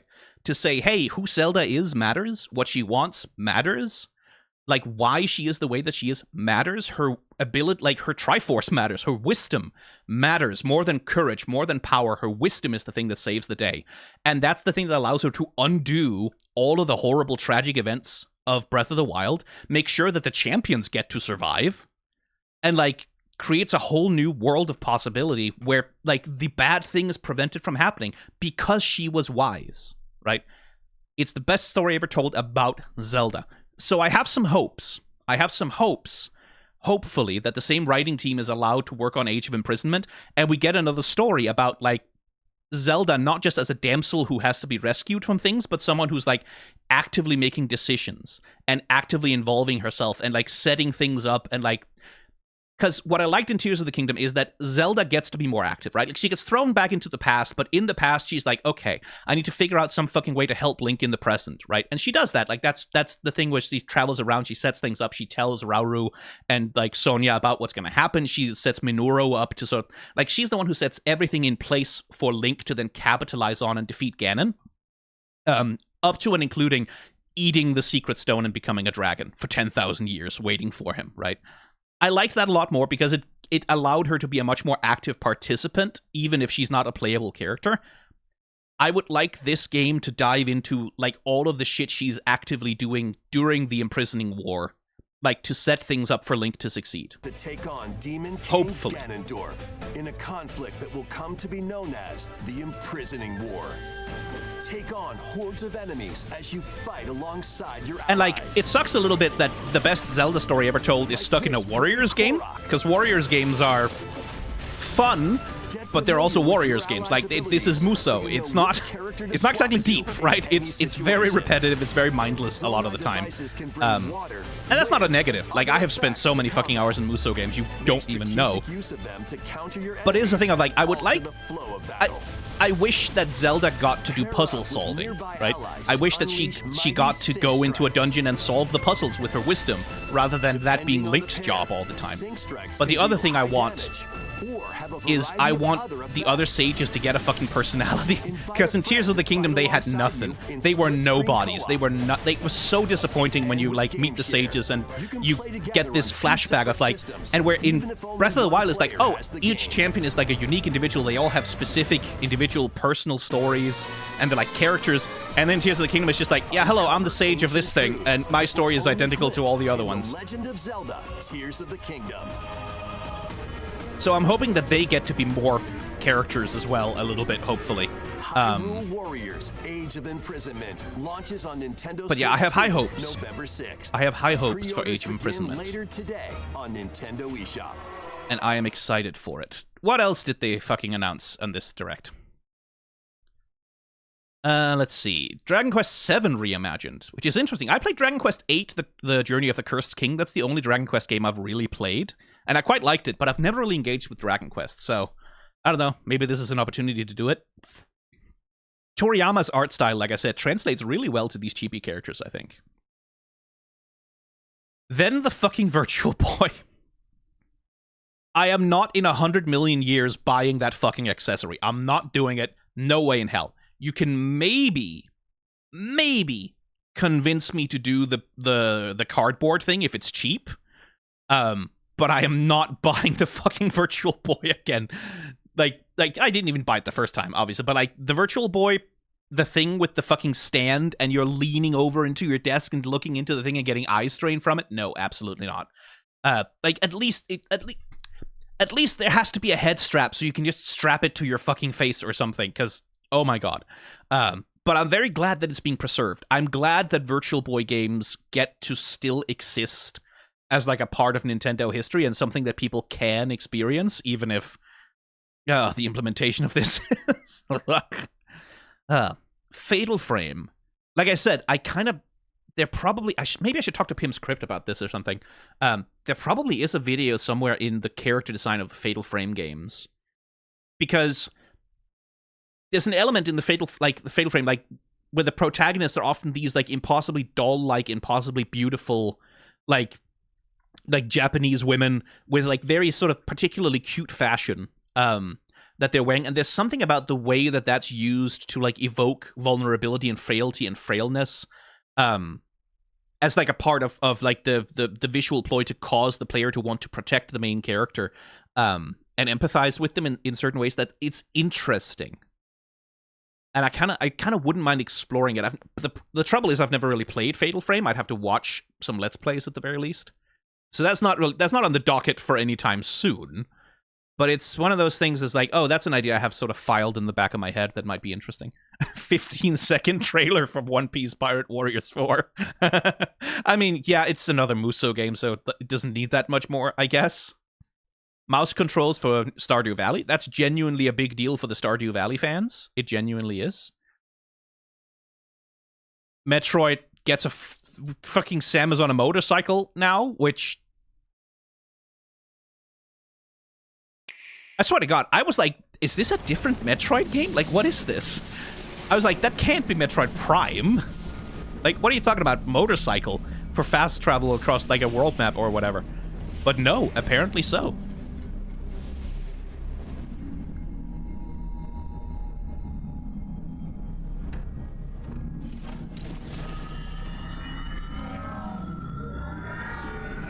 She gets a fucking Tron bike.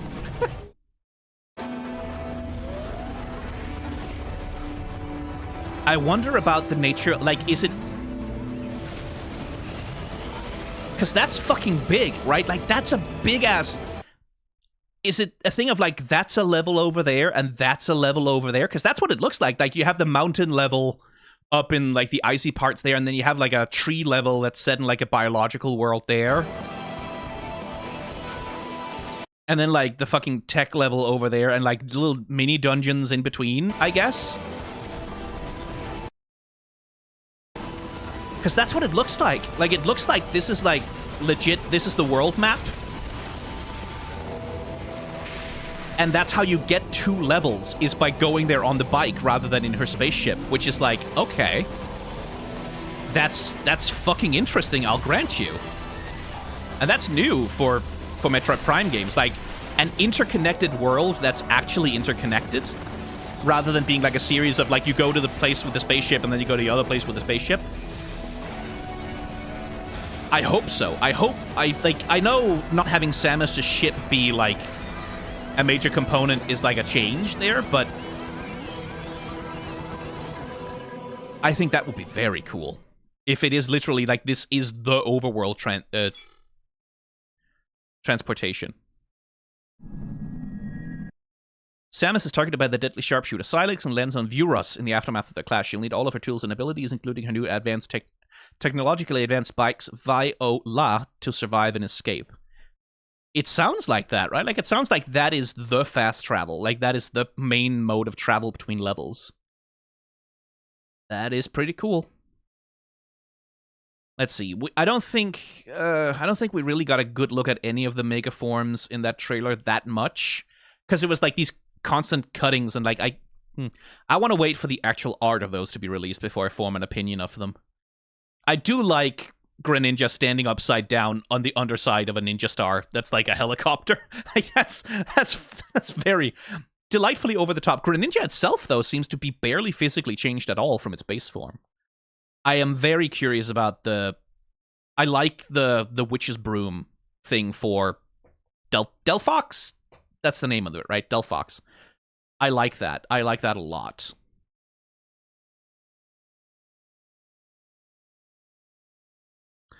Let's see.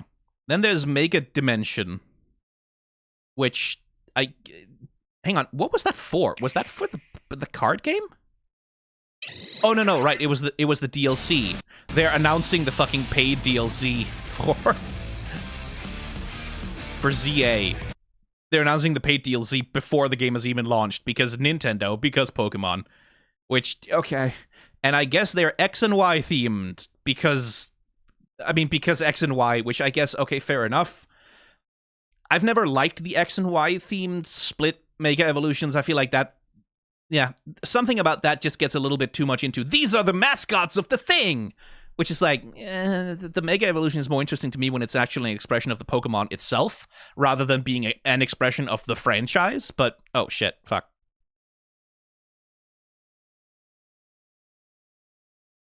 Beggars can't be choosers. Ooh, Ahoy put up a new video. I'm gonna fucking, No, not Nintendo Life. Just Nintendo, please. How the fuck is Nintendo Life the first result I get when I search for Nintendo on YouTube, honestly? Let's see. Monster Hunter Stories 3 looks interesting. Like, I too would like to fly on a Rathalos. Also, it really does feel so much like they're like, oh, I guess we're just making Monster Hunter Fire Emblem now. In terms of like the visual style and just how serious it's gotten in like the aesthetic approach to storytelling. Resident Evil with a full 3-minute trailer for Requiem on the Switch 2, which is damn. And then there's Fire Emblem.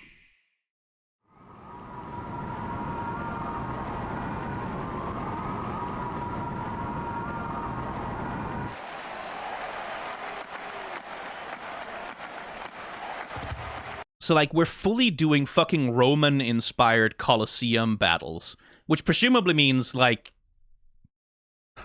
how much are they going to do Roman history allusions, then? Like, how much of it is going to be, like, an expanding empire, which is, like, collapsing in on itself because its constant expansionism is creating too many fronts, and it cannot stand? And to what extent are they aping the structure of Three Houses, also, is the question I have. Bold war. I will say that's yeah. Anime Caesar over here. Warriors, draw now upon your strength. Hold fast to the devotion in your beating hearts. Hear me now as I declare that the. Because we have, like, our main character, our playable character, who's like, I'm just trying to save my sister, kind of vibe, right? Like generic anime protagonist motivation bullshit. Interesting that they get to have a voice separate from the player, so it's not like a Billith self-insert. Heroic games have begun.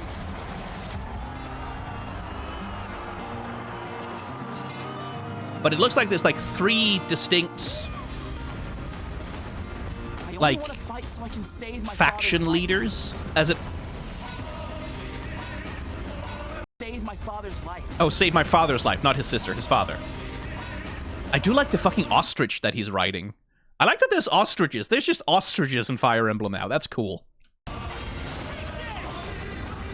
Or cassowaries, I guess. It looks more like a cassowary, really. And chariots, too.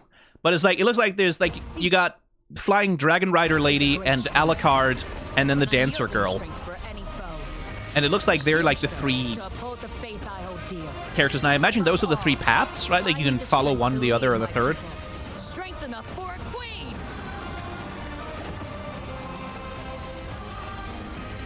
He really just is fucking Alucard. Like, he's just Alucard. That's just Castlevania Alucard. He does a fucking vampire teleportation. Like, come on. I must cull it with this blade. And we are still in Fodland, so it is still like a saint relic weapon. Like those are. I wonder where in Fodland this is taking place then, and when, for that matter. Like, is this before or after the events of Three Houses?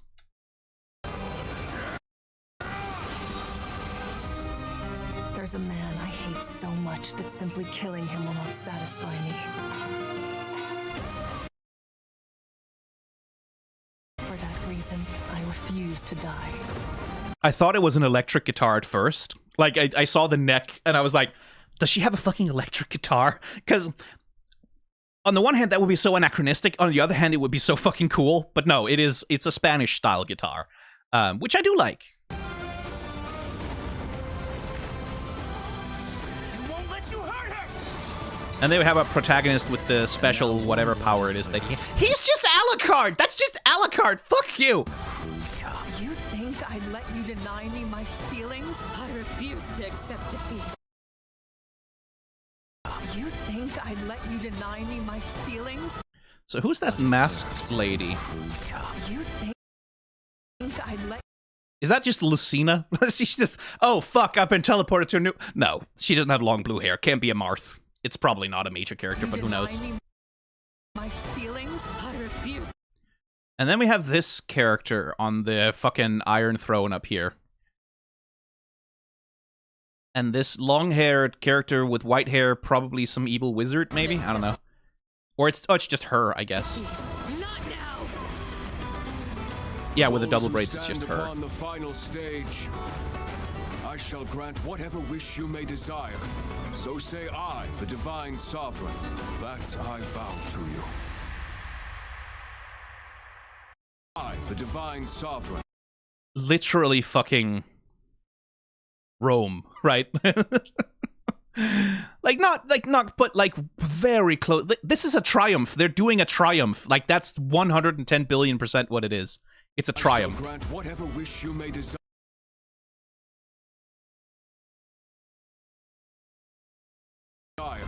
So say I, the divine sovereign, that I vow to you.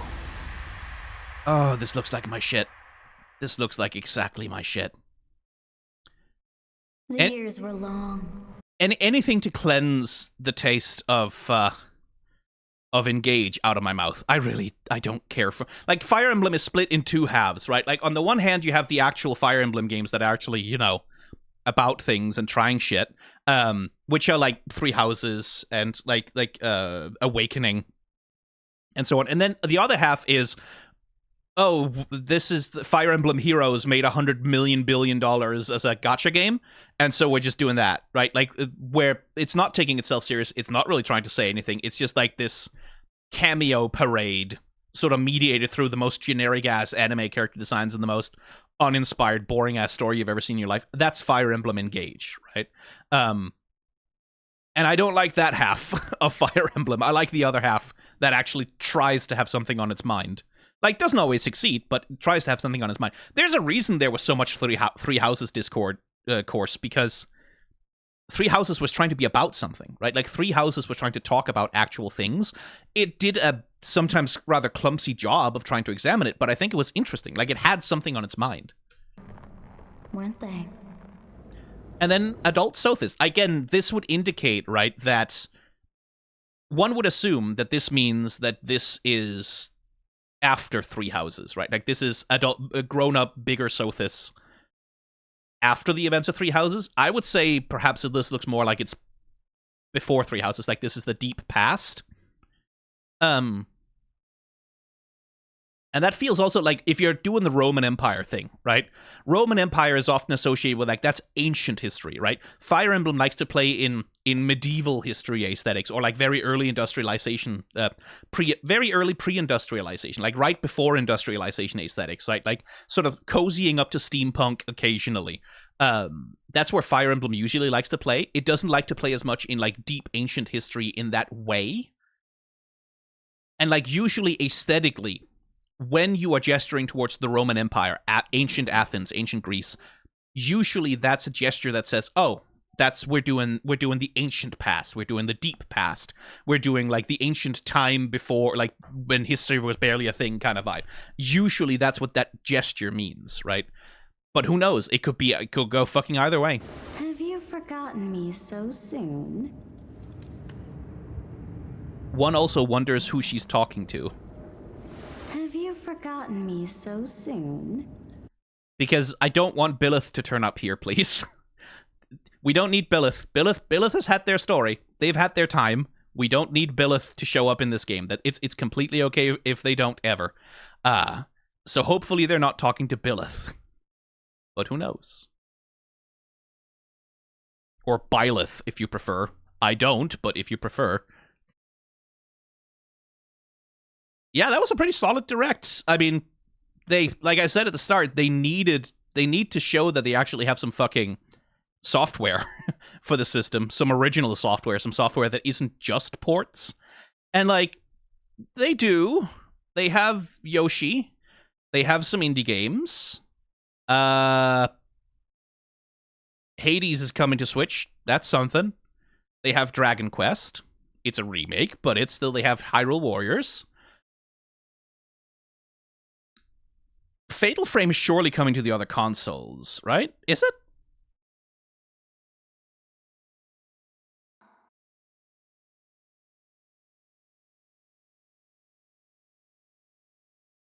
I guess they didn't say.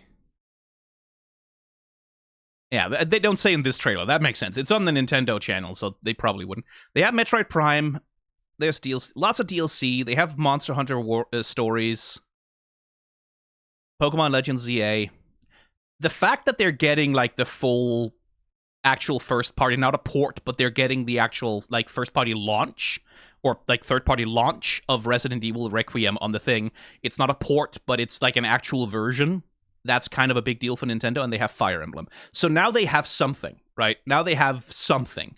Where before, the Switch 2 didn't really have much of anything except ports and ports and ports and ports. And just running Switch games at a better frame rate. So yeah, pretty successful Direct from them, I would imagine. Oh yeah, they also have Kirby Air Riders with Sakurai.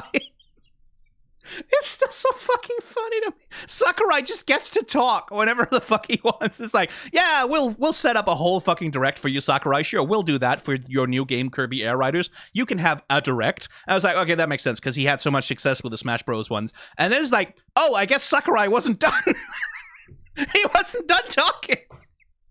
It's like, yeah, you know what? I want to do another 45 minutes. Just let me play my video game for another hour or two while I talk about it. Because Sakurai can just do whatever the fuck he wants. I support this, by the way. I think it's incredibly funny, and I support it. I'm very glad that that's the case. I think Sakurai should get to just talk about whatever the fuck he wants, whenever the fuck he wants. I think that's amazing. But just the fact that Sakurai gets to do 2 Directs just for himself, for his own video game, on all of the official Nintendo channels, they'll broadcast that for him because he's fucking Sakurai. He can just do that. I mean, the man has earned it, right? Like he has put in the work to earn the right to have 2 Nintendo Directs just for him. But oh man, that's funny. I don't mind it. Like, I'm not even going to play Kirby Air Riders, but I'll watch that Direct because it's just nice and fun to see Sakurai talk about shit. I just enjoy it. Ooh, Cerebi has the official artworks for the new Mega Forms. Okay, hang on. Can I...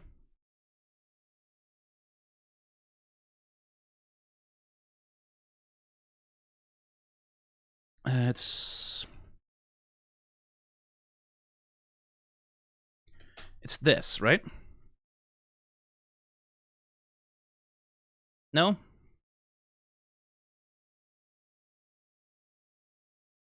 Let's see. There they are. Okay, some official renders. So that's Mega Chestnut. Yeah, like focusing even more on the shields, like really leaning into the idea of Chestnut as like an armored knight, but now rather than a knight, it's a king, right? Like it's fully leveled up into like being like royalty. That makes sense. I really like this for Delphox. I really like that use of taking its little fire wand and then turning it into a witch's broom. I think that's incredibly fucking clever. Again, this is one of those mega forms that I would almost argue should be the base form. The base form of Delphox should be riding on a fucking broom. Cause that's such a that makes the concept and the idea of Delphox so much more clear. Instantly, you understand, oh, that's what this fucking thing is about, right?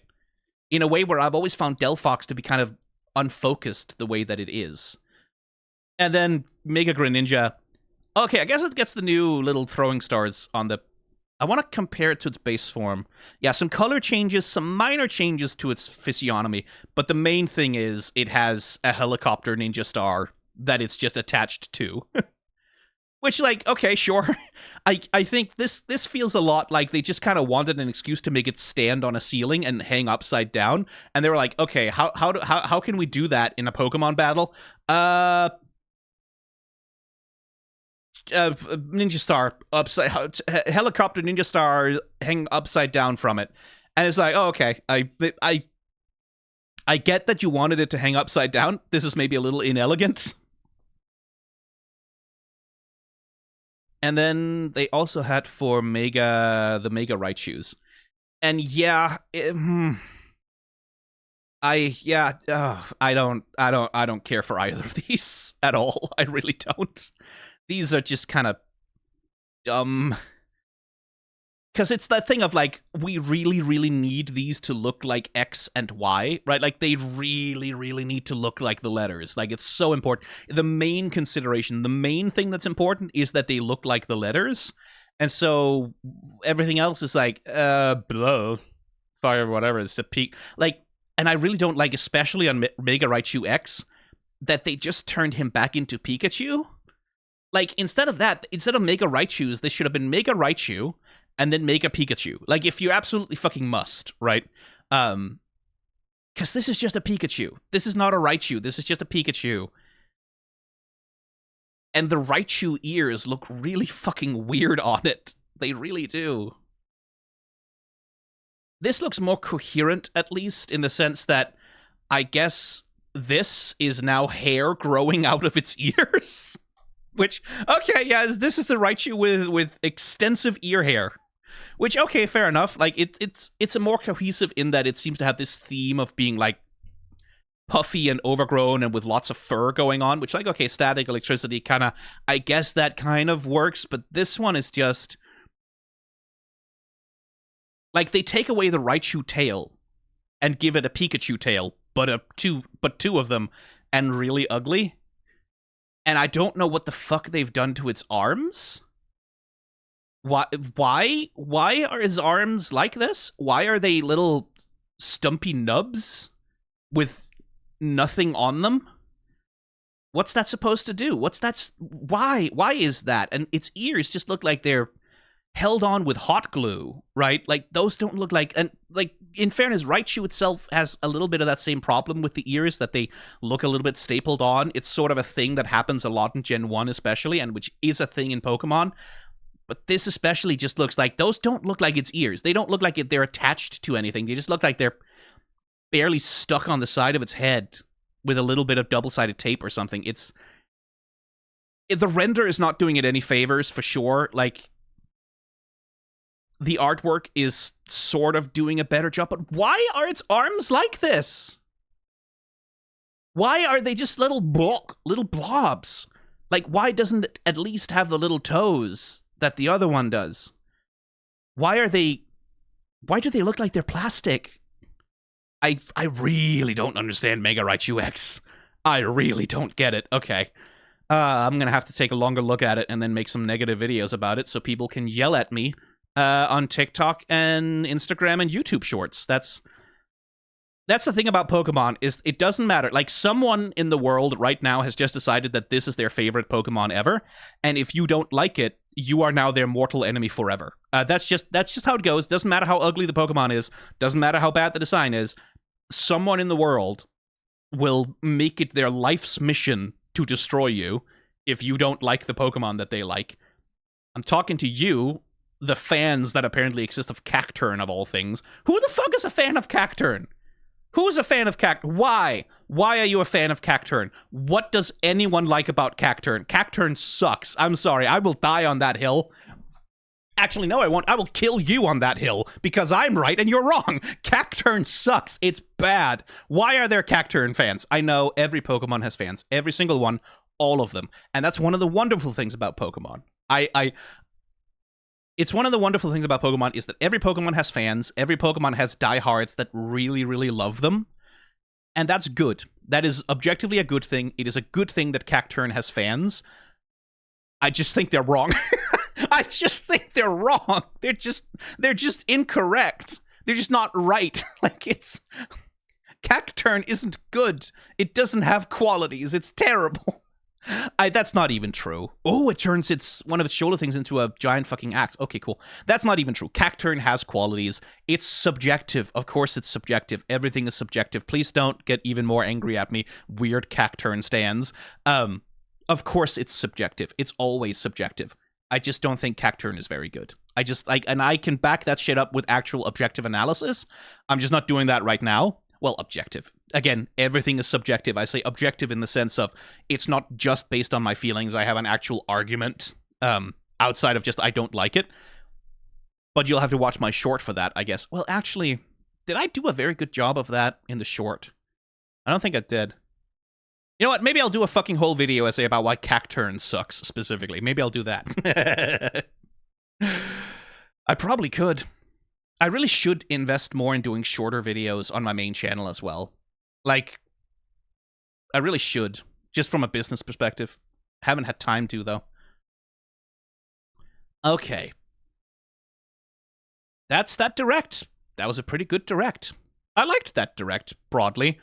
I think it's very funny that they don't have a Mario game for Mario's 40th anniversary, but they're still putting on a 40th anniversary celebration. Just, honestly, like, at least announce that you're working on it. Like, on the other hand, they don't need to. Like, we know they're working on a new Mario game. Of course they're working on a new Mario game. They're working on 5 new Mario games right now. Of course they are.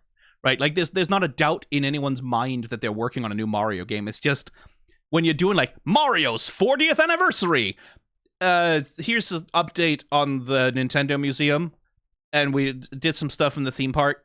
There's a Mario sports game, ports of some old games that we've already tried to sell you on Switch once before, but then we took them away before you could actually buy them forever because of some reasons that we never actually fucking explained. I cannot stress to you enough how fucking weird it was that they sold the 3D Mario, like, triple pack thing, and then they just stopped selling it, and you couldn't buy it anymore, even on the eShop. I cannot stress to you enough how weird that was. I don't know why they did that. But all they have is, like, here's a Nintendo Switch 2 edition of Mario Wonder, a game that did not need a Nintendo Switch 2 edition. Plus some DLC, which is mostly just multiplayer stuff, which is fair enough because Mario Wonder is a fantastic multiplayer game. And then Yoshi, hello. But that's it. That's all they had for Mario's 40th anniversary, which is like, you've had time to prepare for this, surely, Nintendo. It's you've had 40 years, technically. I don't know, man. I look forward to Mario's 50th anniversary, where I'm probably still going to be doing this for a living. God, that's a depressing thought. No, it's not. It's a cool thought. That would be cool. When they're like, yeah, there's a new Mario basketball game, and also Yoshi, we port of Mario Odyssey to the Switch 5.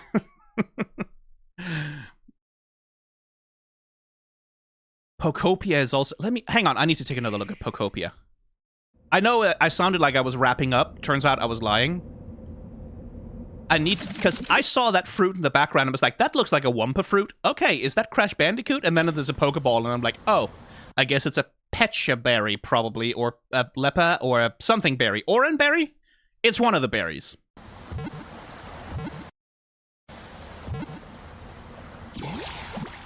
And then there was a Ditto. Because of... I can't stress to you enough, like, when I saw this, I was like, oh, okay, this is a Ditto that has lost its master, and now it's gonna go on an adventure to find its trainer, right? Like this, whoever this person was who's like in the broken Pokedex, right? Some kind of tragedy has befallen their master. They have to go and find them. It's some kind of little Ditto adventure game. You transform into different Pokemon to, like, I had a whole open world 3D action adventure game starring Ditto, which is all based around like learning to transform into different Pokemon in order to like be able to fly or whatever. I had that played out in my head, like sort of instantly here. I was like, okay, I think I see what they're doing here. And then... oh no, I'm wrong. This is a Minecraft world. Oh, would you look at that? And it has weird long arms. This land is just... and then it's like, oh, we're doing Animal Crossing Minecraft Dragon Quest builders, I guess. That looks like a... and like the Ditto trainer person thing is freaky and adorable in a combination, which I think is going to be the exact, like exactly some people's shit. Some people are going to like really gonna look at this and go, it me for real, this me, right? Like people are gonna and love what's that. In the grass? Oh, that's Bulbasaur, a grass... and I guess the reason why you are a Ditto is so that they can mechanically justify making you able to talk to the other Pokemon. Like, I think that's kind of it. Type Pokemon. Right? It's because they want you to be able to talk to the Pokemon and they can tell you, oh, I want more grass, or I want a house, or I want a fireplace, or whatever, this? And you can meet their Looks needs. Like Ditto's got an idea. I really like how horrified Bulbasaur looks here. Like, tentacle arms, and Bulbasaur just goes, ah! Oh no! Ah! What are you doing? Ah! It looks so scared. It's supposed to look surprised, right? It just looks terrified. By learning this move, you can make will keep it all healthy. So, but like, yeah, I do the poking. I'm reductive about it, right? Like I'm saying Minecraft Animal Crossing, right? Like because it's the block world, because that's an easy way to create like a buildable environment where you don't have to worry about like you can just put a block down and that's the thing. It makes sense, right? And just a hangout game where like the main thing you do is like that's the Animal Crossing part of it, right? Like in the same way that Animal Crossing, you have villagers, they want specific things, you can give them specific things, you can build bonds. That kind of seems to be the vibe they're going for here, is that each Pokemon is going to ask for, I'd like to have a fireplace, I'd like to have trees, I'd like to have trees removed, I want to like have a big block I can like fucking Hitmonchan punch. Stuff like they all have needs, you have to balance it, and so in so doing, in balancing out all their needs and wants, you can create like a little Pokemon village for yourself, up to and including eventually building houses and furnishing them and making Pokemon centers and building routes, right? Like you're essentially fucking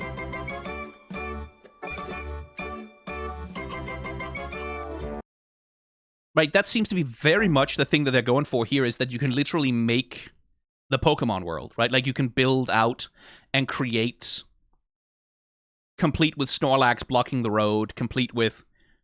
Someone's going to make, like in this game, someone's going to make all of the routes of Gen 1. Like that's just going to happen. All of the routes, all of the villages, all of the everything, that's going to get made. Someone's going to do that, and that's why I can see how this is someone's exact shit, because it's a little playset where you get to make a cool world and put Pokemon in it. It's a little diorama creation kit by the looks of it. And I can 110% see someone getting like, just the fact that there's Pokemon in it, right, is enough to make this special. Because Pokemon is a thing that's embedded into people's lives in a way that few other things in the world are. So I can absolutely see why this is going to work and why it's going to make a lot of money and why people are going to love it. It's not what I would have wanted, right? Like, this is not something I was hungry for, but as a little creative tool for kids who are really into Pokemon, or adults who are really into Pokemon, I can see this being someone's absolute shit. A lot of stuff is going to depend on, like, can you share your Pokemon village with others? Can you invite them over to see? Like, how well are they going to do social features in this? And a lot of it is going to depend on how many Pokemon are actually in it, right? Because it's not just Gen 1 Pokemon, but there's clearly a heavy bias towards Gen 1 in the ones that they've shown off, right? Like, in the marketing material they've shown off, there's a heavy Gen 1 bias, and it's like, if you don't have Gen 2, 3, 4, 5, 6, 7, 8 in here, you're only really gonna appeal to, like, old, nostalgic 30-somethings, and at this point 40-somethings who played the originals back in the 90s and, like, maybe in the early 2000s. And that's not enough at this point. Like, you it's like, you have to be able... There have to be more generations in here for people for whom, like, oh, these were my childhood Pokemon. But who knows? Like, who knows? Like, and that's the kind of shit that they can monetize with DLC, of course. I can see this. I can see this working amazingly for a certain kind of person. There's just something weird about the Ditto character design for the trainers. Like, again, it's not for me. Like, I don't think I would enjoy making a trainer character with the Ditto thing. I don't think it would be for me. But like I said, some people are going to look at that like wobbly-limbed, weird little Ditto thing, and they're going to go absolutely like, that. It me for real, it me, that's exactly me. And they're really going to identify with it, and that's fine. That's different strokes for different folks and all that. And then Suika game. People in chat were saying that this is absolutely astonishingly huge in Japan. I only really knew it from, there was a brief fad for streamers playing this game as sort of halfway as a rage game a little bit. I'm looking at it and I'm like, that's just threes though. Like, that's just a merge game. That's just a merge game, like the simplest kind of mobile phone game.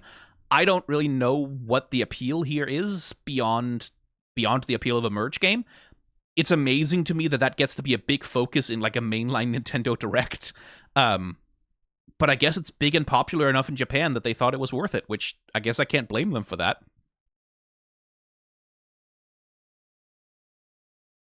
But yeah, I'm going to shut up now. That was Nintendo Direct. There was a lot of Direct in that Direct.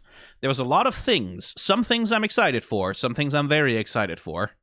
And I guess I'll play those once they're out eventually at some point. And I really need to get around to doing that fucking Fire Emblem video essay. I really need to talk about Edelgard. I really do. But oh well. That's that. Like, comment, subscribe, blah, blah, blah, etc. Member of the channel if you want early access to things or something. Blah, blah. You know the deal. Who cares? Bye.